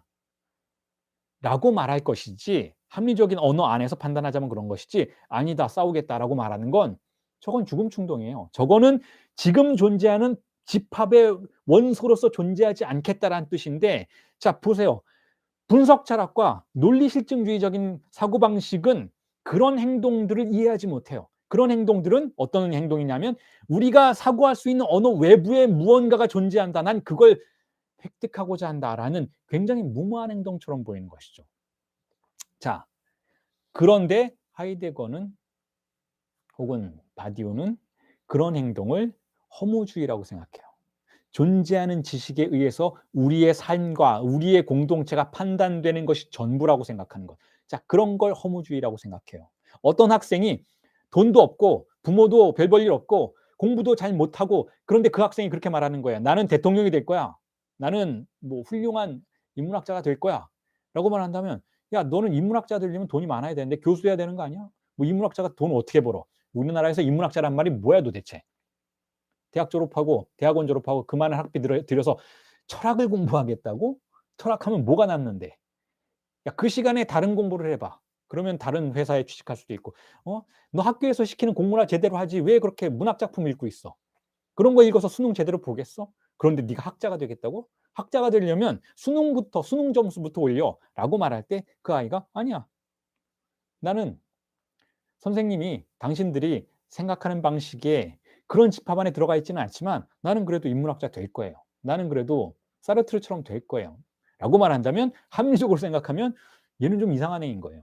합리적인 집합 안에 귀속되지 않는 존재인 것이죠. 그럼에도 불구하고 이 친구가 계속 자기가 원하는 책을 읽고 자기가 옳다고 생각하는 사고방식을 통해서 자기의 삶을 구성해내고 언젠가 조그만 아카데미에서 강의 장소를 열고 한 명, 두 명 수강생들이 들어오는 거를 받고 그리고 자기가 원하는 공부를 매일매일 열심히 해서 강의를 만들고 여러분들에게 이렇게 저처럼 이야기를 하기 시작하면 자, 그게 바로 허무주의를 극복하는 태도라는 것이죠. 모두가 너는 여기까지야 라고 말하고 아무리 합리적으로 생각해도 네가 거기까지 갈 수는 없다고 생각해 라고 말을 할 때 그 주체가 아니다라고 말을 하는 태도. 자, 이 태도를 바로 진정으로 주체성이라고 부르는 거예요.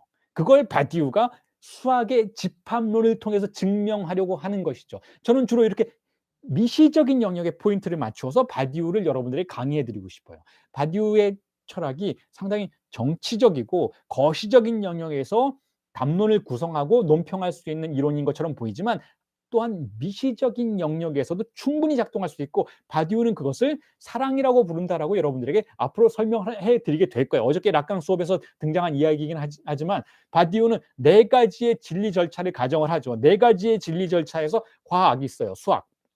수학이 자신의 난국과 부딪혔을 때 어떻게 새로운 이론들을 발명해 내므로써 이 난국을 돌파해 나갔는지를 보여주는 것을 진리의 절차로 간주를 하죠. 그리고 예술이 있어요. 어떻게 예술가가 현재 이 세계를 지배하고 있는 패러다임으로부터 벗어나서 새로운 아름다움이 가능할 수 있는지를 증명하는 과정들을 예술의 진리 절차라고 보고 있죠. 진리가 발생할 수 있는 가능성의 범주를 과학과 예술로 보고 그리고 세 번째로 정치라고 보죠. 이 정치를 저는 지금 우크라이나의 사태라고 보고 있는 거예요. 우크라이나인들은 지금 정치적인 공간에서 진리의 사건을 구축해 나가고 있어요.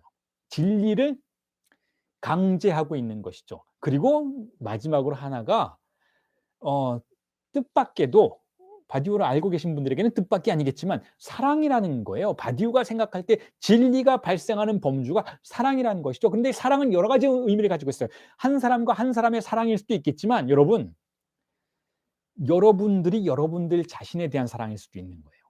이 사랑이라는 개념은 결국 내가 어떻게 욕망하느냐의 문제를 전제로 하는 개념이라면 결국 우리 자신에 대한 사랑일 수도 있는 것이죠. 여러분들이 여러분 자신을 어떤 방식으로 사랑하는가. 결국 주어진 합리적 세계 안에서 자신을 집합론 안에 귀속시킴으로써 주어진 집합 안에 안전하게 들어감으로써 자신을 보호하는 것, 즉 쾌락 원칙 안으로 들어가서 자신을 보호하는 것을 자신에 대한 사랑이라고 부를 수 있는가? 자, 부를 수 있을 거예요.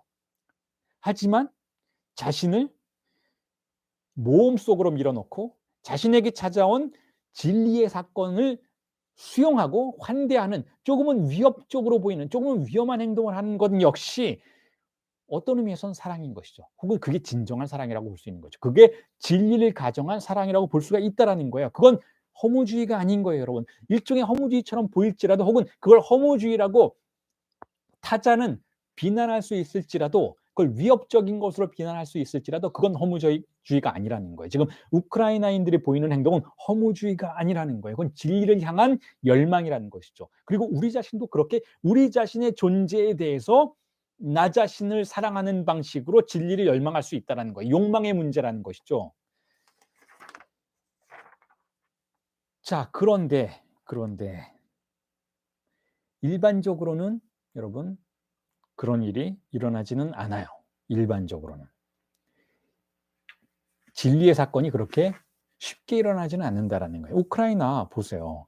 우크라이나가 지금 푸틴의 위협 속에서 새롭게 거듭나오고 있을 뿐이지, 그전까지 우크라이나의 사태를 본다면 결국 미국에 휘둘리고 푸틴한테 휘둘리고 이리저리 휘둘리는 굉장히 혼돈스러운 상황이었어요. 그래서 푸틴이 그렇게 얘기하잖아요. 우크라이나의 정부는 미국의 꼭두각시다.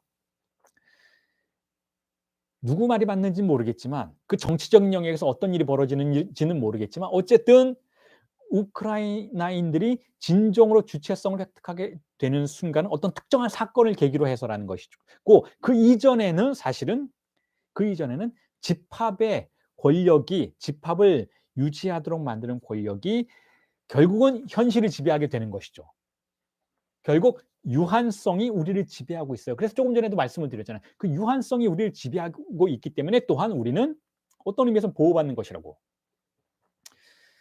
자, 그런데 바디우가 뛰어난 점은 이래요. 그리고 바디우와 자크 락강의 정신분석 이론을 비교해서 생각해 볼 수 있는 여지는 여기에 있죠. 바디우는 이렇게 생각해요.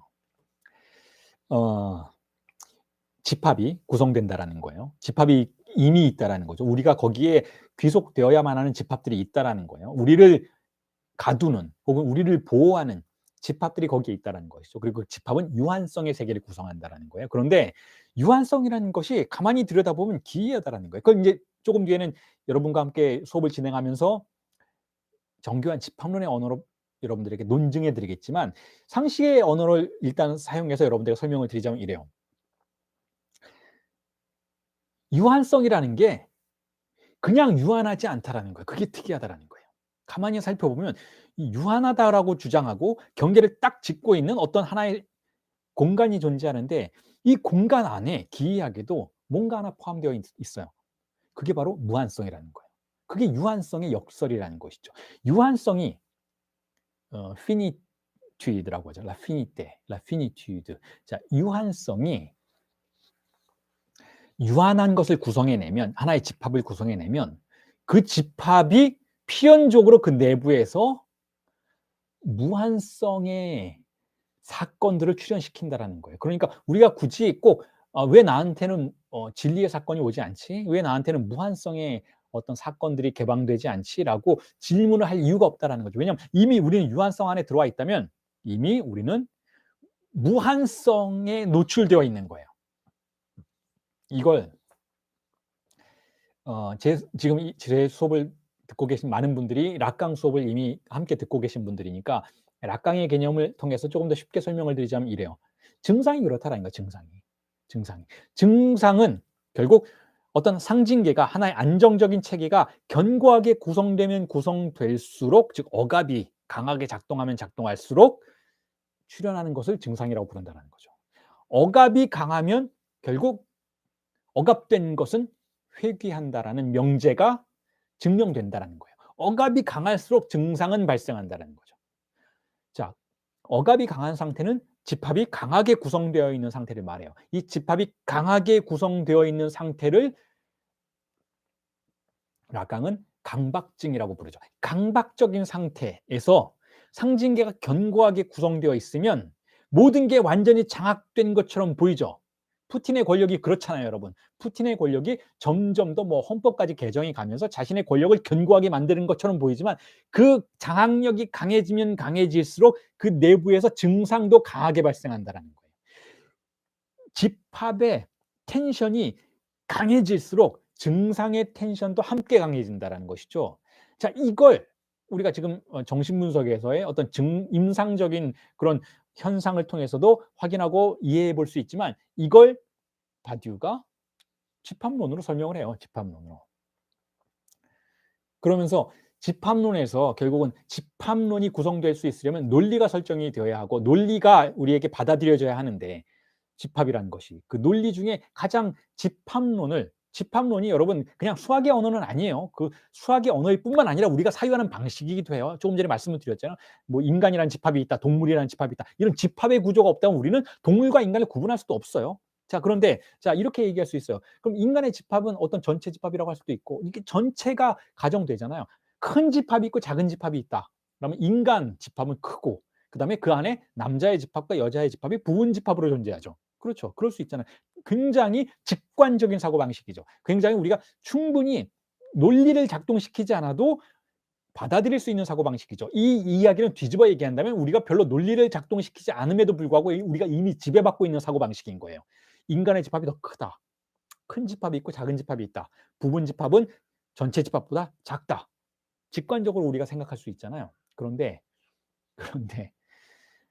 집합론이 사실은 19세기 말에 소박한 집합론에서 공리적인 집합론으로 갱신이 되는 과정이 있죠. 그 19세기 말과 20세기 초에 굉장히 많은 수학자들이 너무나 우리가 당연하게 여겼던 것에 대한 모순이 존재한다라는 걸 밝혀내기 시작해요. 그중에 대표적인 것이 바로 전체 집합이 부분 집합보다 작다라는 거예요.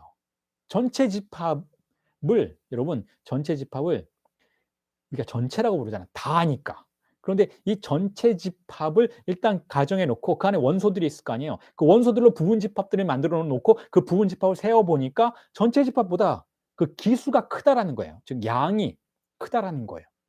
이건 여러분 멱집합의 공리라고 부르기도 하는데, 멱집합을 여러분들이 구성해 보시면 전체 집합의 원소보다 멱집합의 원소가 크다라는 거 굉장히 간단하게 이해하실 수 있어요. 자, 이런 논증도 제가 이제 수업이 진행됨에 따라서 실제로 수학 공식들을 여러분들에게 나열해 드리면서 이걸 잘 모르신다 해도, 왜냐하면 이거 중학교 때 배웠기 때문에 굉장히 옛날에 배운 거라 여러분이 기억 못 하실 수도 있잖아요. 그걸 제가 하나하나 다 짚어 드릴 텐데, 일단 지금은 프롤로그이니까 말로만 설명을 드리자면, 그래요. 전체 집합인데 전체가 부분보다 작다라는 기본적인 직관적 명제조차도 만족시키지 못한다라는 거예요. 집합이 구성될 때 그 집합이 강하게 논리적일수록 내부에 균열이 등장한다라는 것이죠.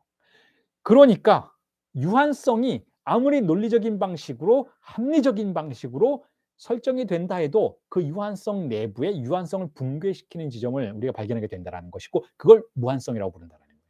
그리고 그걸 그대로 우리의 삶 안으로 가져와서 적용시켜 볼 수 있는 이념이라는 것이죠. 다시 말해서 우리의 삶이 견고하게 이 자리에 있고 합리적으로 설명될 수 있을지라도 그 모든 합리성을 뚫고 출현하는 난점들이 존재한다는 거예요. 아무리 생각해도 해결되지 않는 부분들이 존재한다는 것이죠. 그리고 그 지점에 무언가가 와서 부딪히면 사건이 일어난다는 거예요. 그 사건이 일어났을 때 우리는 현존하는 기존의 유한성의 집합으로부터 빠져나가게 된다는 것이죠. 그렇게 함으로써 우리는 무언가 새로움에 접근할 수 있는 가능성을 경험하게 된다는 거예요. 이 모든 것을 바디우가 수학적인 방식으로 증명하는 거예요. 그 첫 번째 증명이 무엇인가 하면 공집합의 이론인 것이죠. 자, 공집합은 모든 집합의 보편적 부분 집합이다라는 것은 체르멜로 프랭켈 공리예요.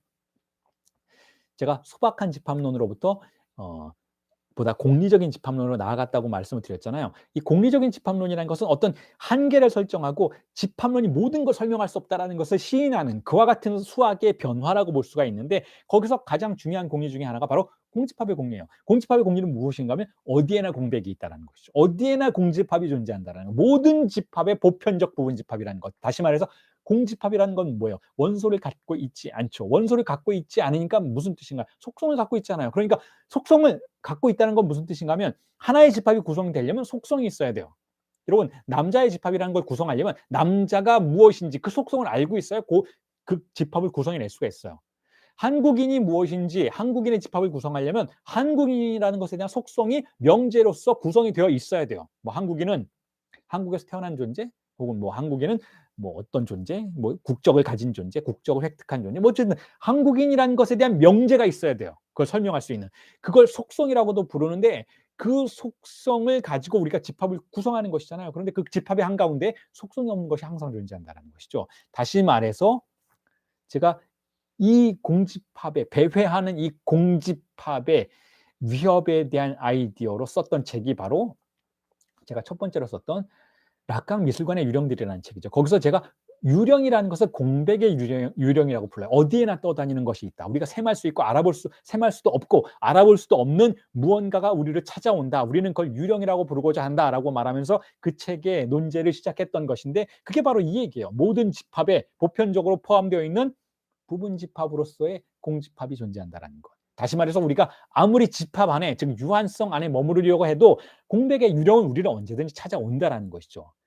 즉 태제의 영역이 아무리 강해도 안티테제가 우리를 찾아온다라는 거예요. 그리고 그 안티테제는 우리를 또 다른 사건의 세계로 이끌고 간다라는 것이죠. 해겔의 변증법이죠. 바디우의 철학이 상당히 해겔의 변증법을 현대화시킨 것으로 볼 수 있어요. 해겔의 변증법, 정반합의 과정이 끊임없이 반복되는, 뭐 절대지에 도달하는 그런 순진한 사고는 아니고 정반합의 과정이 계속해서 갱신되는 방식으로 결국 인류가 진보한다라는 사고, 그 아이디어를 바디우가 가지고 왔죠. 그래서 거기서 말해지는 것이 바로 이 안티테제가 바로 사건의 개념을 구성한다라는 거예요. 우리가 이미 존재하는 정의 세계가 있고, 이미 세팅된 곳이 있고, 셋이 있고, 엉성블이 있고, 즉 집합이 있고, 우리는 집합 안에 구성되어 있는데 이 집합을 위협하는 뭔가가 집합 내부에 있다라는 거예요. 그리고 그 집합을 구성하는 무언가가 어떤 본격적인 사건을 구성하지는 않지만 사건의 자리를 형성한다는 것이죠. 그리고 이 자리 안으로 우리가 끌려 들어가게 되면, 우연히 그렇게 되는데, 우리가 그 곁에 있었다든지 아니면 그것에 매혹당했다든지 그렇게 되면 우리는 그 안으로 끌려 들어가게 되는데, 그때 결국 사건이 진리로서 명명되고 구성되기 시작하고 촉성이 벌어진다는 거예요. 사건이 진리라는 것을 강제하는 투쟁이 시작된다는 것이죠. 지금 우크라이나에서 벌어지는 일이 그러하듯이. 자, 그런 의미에서 다시 돌아와서 바디우는 진보를 믿는 철학자라는 거예요. 그런 방식으로 진보가 어떻게 가능한지를 논증하는 철학자인 것이죠. 즉 기존의 틀이, 이 세계는 기존의 틀에 의존하고 있잖아요. 여러분들 각각의 삶 역시 기존의 틀에 의존하고 있는 것이잖아요. 그 기존의 틀이 전부가 아니라는 거예요. 그걸 전부라고 믿는 허무주의자들이 있어요. 이게 전부다. 세상은 여기까지다. 그러니까 여기에 만족하자. 우크라이나인들이여, 거기까지다. 너희들은 러시아의 속국이다. 거기까지다. 거기까지 머물면 전쟁도 없고 평화가 있을 테고, 먹을 것을 줄 거고, 직장을 줄 거고, 경제 원조를 해줄 테고, 가스를 제공해 줄 테고, 원유를 제공해 줄 테니까 거기까지다. 이 세계는 거기까지다. 그 너머를 생각조차 하지 말라. 그건 죽음이다. 라고 말하는 걸 허무주의라고 부른다라는 거예요. 허무주의라는 것. 여러분들의 존재는, 인생은 거기까지다. 라고 말하는 것. 합리적으로 생각하자. 우리 거기까지다. 사고치지 말자. 이런 철학 강의 들으면서 돈 낭비하지 말자. 시간 낭비하지 말자. 주말에 좀 쉬고 재충전해서 내일 회사 가서 열심히 일하자. 우리 인생 거기까지니까. 라고 말하는 걸 허무주의라고 부르는 거예요, 여러분. 아니다라고 간주하는 사람들이 있다는 거예요. 아니다라고 간주하는 사람들이, 그런데 어떻게 생겨나는가 하면, 스스로 그렇게 생각해서 그렇게 되기보다는 사건적인 공백의 장소와 만나게 된다는 거죠. 뭔가가 공백을 표지하는 방식으로 공백이 우리 앞에 등장한다라는 거예요. 그 유령과 같이 등장한다라는 것이죠. 그 유령이 등장해서 우리에게 그렇게 믿게 만드는 거예요. 이게 전부가 아니라고 믿게 만드는 거예요. 불안하지만 아니야. 네 인생은 그게 전부가 아니야. 아니야. 우크라이나는 그게 전부가 아니야. 다른 무언가가 가능해라고 속삭이는, 거의 악마의 속삭임과 같은 사건이 벌어진다는 것이죠. 그걸 말 그대로 현존의 질서를 구성하고 있는 권력은 악마의 속삭임이라고 불러요. 지금 푸틴은 우크라이나에게 뭐라고 부르나요? 나치라고 부르죠. 나치. 우크라이나에게 나치는 뭔가요? 악마의 이음 동의어인 거잖아요. 나치라는 거예요. 악마의 속삭임에 귀를 기울이지 말라, 우크라이나인들이요. 큰일 난다. 너희들 다 죽는다. 라고 말하고 있는 것이잖아요. 공백이 우리 앞에 출현하면 기존의 권력은 그 공백을 그렇게 간주한다는 거예요. 기존의 권력은 위험하다. 거기에 접근하지 마라. 예수가 나타났을 때도 마찬가지 벌어졌잖아요. 예수의 곁에 가지 말라. 심지어는 곁에 갔다가도 부정하잖아요. 3번이나. 부정하는 거예요. 나는 모른다. 나는 저 공백을 모른다. 나는 저 사건을 모른다. 왜냐하면 안다고 하면 내 인생이 파괴되니까, 위험하니까. 모른다고 하는 것이죠. 모른다고 하도록 강요받는 것이죠. 부인하도록 만드는 것이죠. 왜냐하면 그게 인정이 되면, 그 공백기의 균열이 인정이 되면 유한성이 유지가 안 돼요. 여기까지가 끝이다라는 것, 논리 자체가 붕괴되기 시작하죠. 그걸 두려워하죠. 우리 모두가 두려워해요. 집합을 구성하고 있는 모든 권력의 장치들이 다 두려워해요.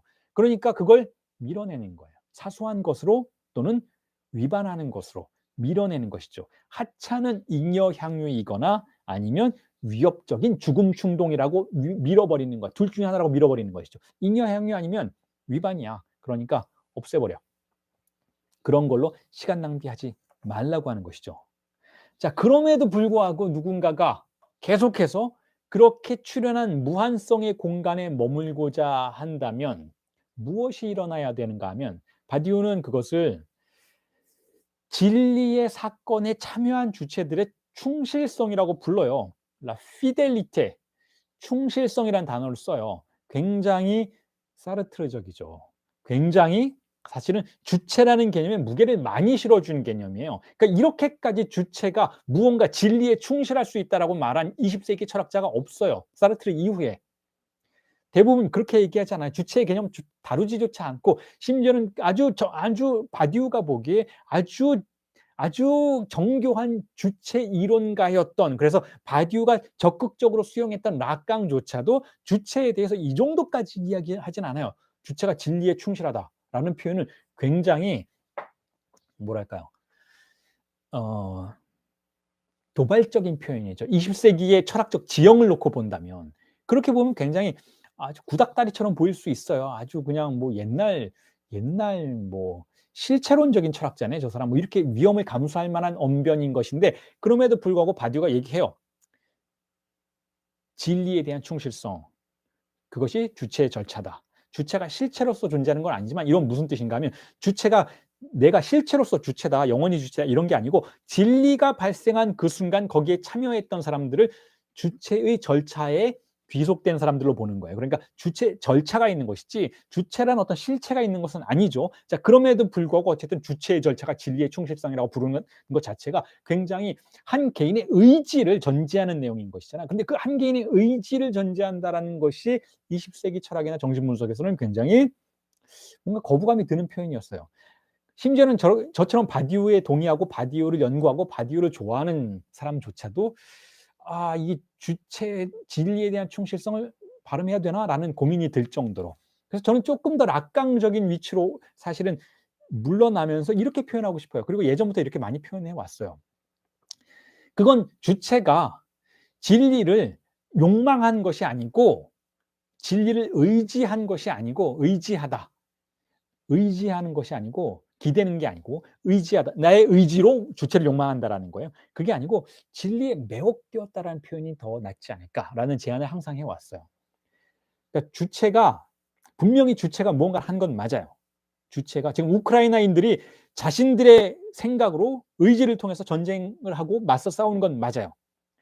그런데 덧붙이고 싶다라는 거죠. 그들이 그렇게 할 수 있는 이유는 순수한 의지가 아니고 진리에 매혹당해 있었기 때문이 아닌가. 진리에 매혹당하는 거예요. 우리가 우리 스스로 뭔가를 결정해서 하기에는 우리의 존재는 너무나 미약하다라는 거죠. 너무나 나약해요, 우리는. 그런데 우리가 굉장히 강해지는 순간이 있다라는 거예요.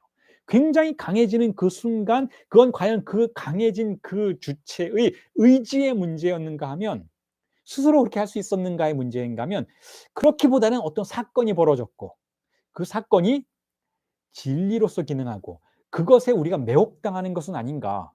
그 매혹당했기 때문에 우리는 그것을 위해서 목숨을 걸 수 있었던 것은 아닌가. 마치 사랑에 매혹당하듯이 우리가 사랑에 빠지면 그 사랑하는 대상을 위해서 목숨조차 걸 수 있다라고 생각할 수 있게 되잖아요.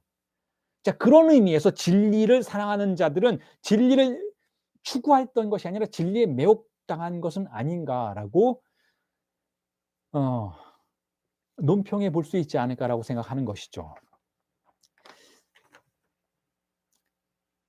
그래서 그렇게 진리에 매혹당한 주체들은 뭔가에 홀린 사람처럼 굴어요. 뭔가에 홀려서 그것을 탐닉하고 그것의 이론을, 그것의 패러다임을 아주 협소하고 세상에 알려지지 않은 그것의 패러다임을 세상에 알리려고 하죠.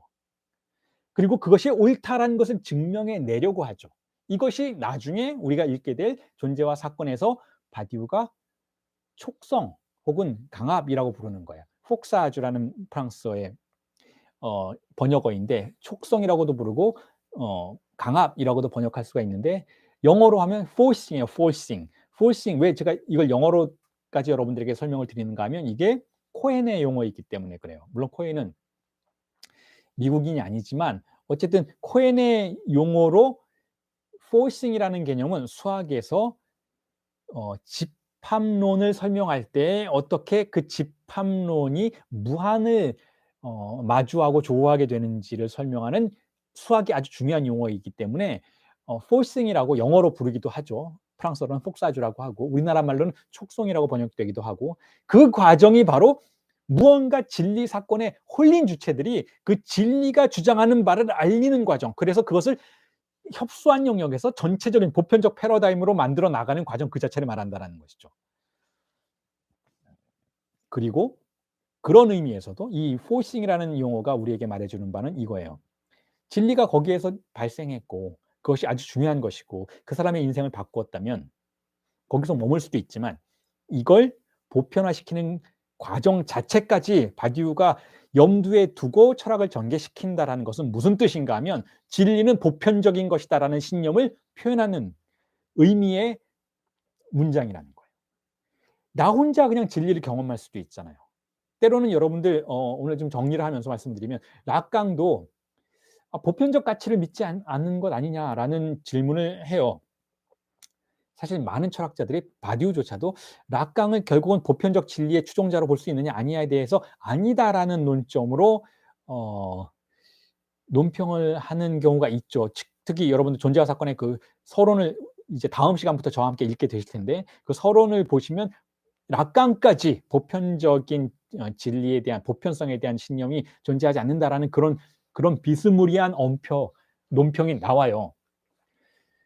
그리고 많은 정신분석가들도 그렇게 생각하는 사람들이 있어요. 락강은 보편적 가치, 내가 정신분석 임상 상황에서 내가 다른 사람이 되는 과정, 내가 나의 과거를 버리고 새로운 무언가를 발명해내는 그 S1을 발명해내는 과정으로 나아갔을 때 이 체험은 굉장히 개인적인 것 아니냐, 즉 보편화시킬 수 없는 것, 공유 불가능한 것 아니냐라는 이야기를 하는 사람들이 있는데 흥미롭게도 알랑 바디우는 락강의 제자인 자칼랑 밀레는 아니라고 얘기를 해요. 자칼랑 밀레는. 자칼랑 밀레는 아니다. 논증 가능하다. 락강은 그걸 논증하려고 했다라고 얘기해요. 즉 그 진리를 그 개별적인 경험 속에서 벌어졌던 진리를 논증하려고 했다라는 건 무엇인가 하면 포싱하려고 했다라는 거예요. 즉 촉성하려고 했다라는 것이죠. 촉성하려고 했다, 포싱하려고 했다라는 건 무슨 뜻인가 하면 보편화하려고 했다라는 거예요. 보편화하려고 했다라는 건 무슨 뜻인가 하면 전수 가능한 것을 만들려고 했다라는 거예요. 즉 모두가 공유 가능한 진리로서 만들려고 했다라는 뜻이죠. 그러니까 굉장히 바디우적이죠. 자, 이런 의미를 가지고 있어요. 바디가 그런 의미에서 단지 진리의 사건이 벌어지는 것만이 문제가 아니라 촉성이 중요하다라고 의미하는 그런 부분에도 우리가 바디우가 결국은 보편성의 철학자이구나라는 것을 확인해 볼 수 있는 대목인 것이죠. 쉽게 말해서 우크라이나인들이 자신들의 전쟁을 지금 알리고 있잖아요. SNS를 통해서 우리가 어떻게 싸우고 있고 이게 왜 중요하고 이게 당신들이 믿는 가치와 왜 같은 것이고 이런 것들을 적극적으로 증명하려고 하잖아요. 이게 바로 보편성의 주장인 것이고 포싱인 거예요. 그리고 그 투쟁을 나가는 것 자체가 개인적인 진리 경험을 하는 것만으로 끝나지 않고 그 투쟁을 이어가 나가는 것, 자신이 믿고 있는 패러다임이 결국은 보편적인 것이 될 수 있다는 걸 증명하는 과정이 결국은 보편적 진리를 믿고 있는 광장의 철학자들의 특수성이라는 것이죠. 고독의 철학이 아니라 광장의 철학이라는 거예요. 나의 진리가 당신에게도 이해될 수 있어야 한다는 거예요. 나만의 진리로 끝나는 건 진리로 볼 수 없다는 태도인 것이죠. 즉 소피스트가 아닌 것이죠. 자, 오늘 제가 여러분들에게 나눠드린 텍스트의 본론 강의는 아직 들어가지 못했는데 프롤로그 부분을 계속해서 지금 언급을 하고 있는데 어쨌든 시간이 다 됐고 오늘 강의는 이 정도로 마무리를 짓도록 하겠습니다.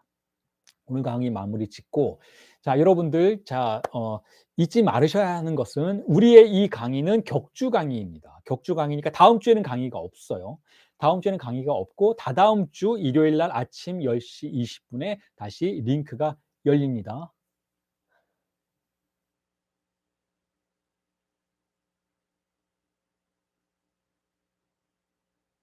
대타자의 자, 진리에 매혹된 주체가 변화를 향한다면 이 변화를 대타자는 원하지 않아요. 대타자를 위협하니까. 그래서 대타자의 지식을 대하는 태도는 일단 대타자는 그 진리에 대해서 부정적인 태도를 보이죠. 아까 말씀드렸던 것처럼 그걸 하찮은 것으로 인정향유로 여기던가 아니면 위반으로 여기던가 둘 중에 하나이죠. 그런데 자, 이 진리에 매혹된 주체는 대타자의 지식에 어떤 태도를 취하는가? 이 질문 되게 잘하셨는데 그게 바디우가 집합론을 연구하는 이유예요. 집합론은 뭐예요? 존재의 세계를 말하죠. 즉 대타자의 영역을 말하잖아요. 그런데 그 존재, 유한성의 세계를 탐사하면 거기에 어디에 균열이 있는지 찾아낼 수 있다는 게 바디우의 태도예요. 그러니까 지피지기라는 단어가 맞죠.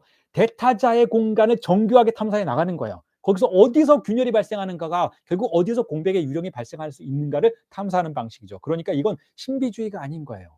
대타자의 세계를, 지식의 세계를 원하지 않으니까 산속에 들어가서 도나 닦고 신비적인 시적인 언어만 발화하자라는 게 아니에요. 오히려 대타자의 세계, 집합론의 세계, 지식의 세계가 어떻게 구성이 되는지, 원리가 무엇인지, 어떻게 붕괴하는지를 하나하나 짚어 나가자는 의미인 것이죠.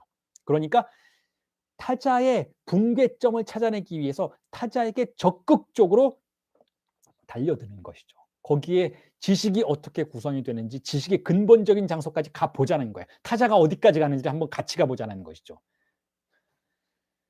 자, 정리를 하면서 또 질문이 있으시면 하셔도 되고요. 다시 한번 말씀을 드릴게요. 다음 주에는 강의가 없어요. 다다음 주에 강의가 있습니다. 격주로 진행되는 강의인 것이고 꼭 그걸 기억해 주시기 바랍니다. 자, 그럼 천천히 정리를 할까요? 다시 한번 말씀드리지만 지금 김준영 님이 말씀하신 이거 현실에서는 그렇게 보이지 않는다. 현실에서는 오히려 현실적인 무게가 더 우리를 강압적으로 지배하고 있는다라고 말씀하셨는데, 자, 우리가 주체적으로 무언가를 할 수 있다라는 게 아니에요. 현실의 무게가 강하면 강할수록 거기에 균열이 발생한다는 것이죠. 현실이 강압적이면 분명히 사건이 발생한다는 거예요. 우리가 발생을 시키는 사건이 아니라 현실 자체가 스스로 붕괴하는 지점들을 우리에게 드러낸다는 것이죠. 그게 자주 일어날 수도 있고 드문드문 일어날 수도 있지만 그걸 마주하고 이것이 진리다라고 알아보는 것이 중요하다는 거죠. 그러니까 우리가 스스로 진리의 투사가 될 수는 없어요. 진리가 우리를 투사로 만드는 사건이 벌어지는 것이죠.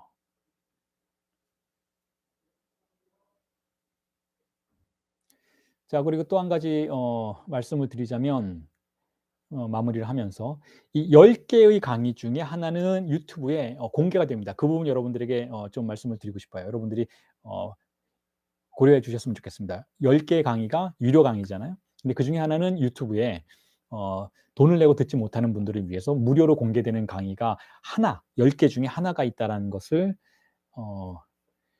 배려해 주셨으면 좋겠습니다. 자, 그럼 이 정도로 수업을 마치겠습니다. 수고하셨습니다.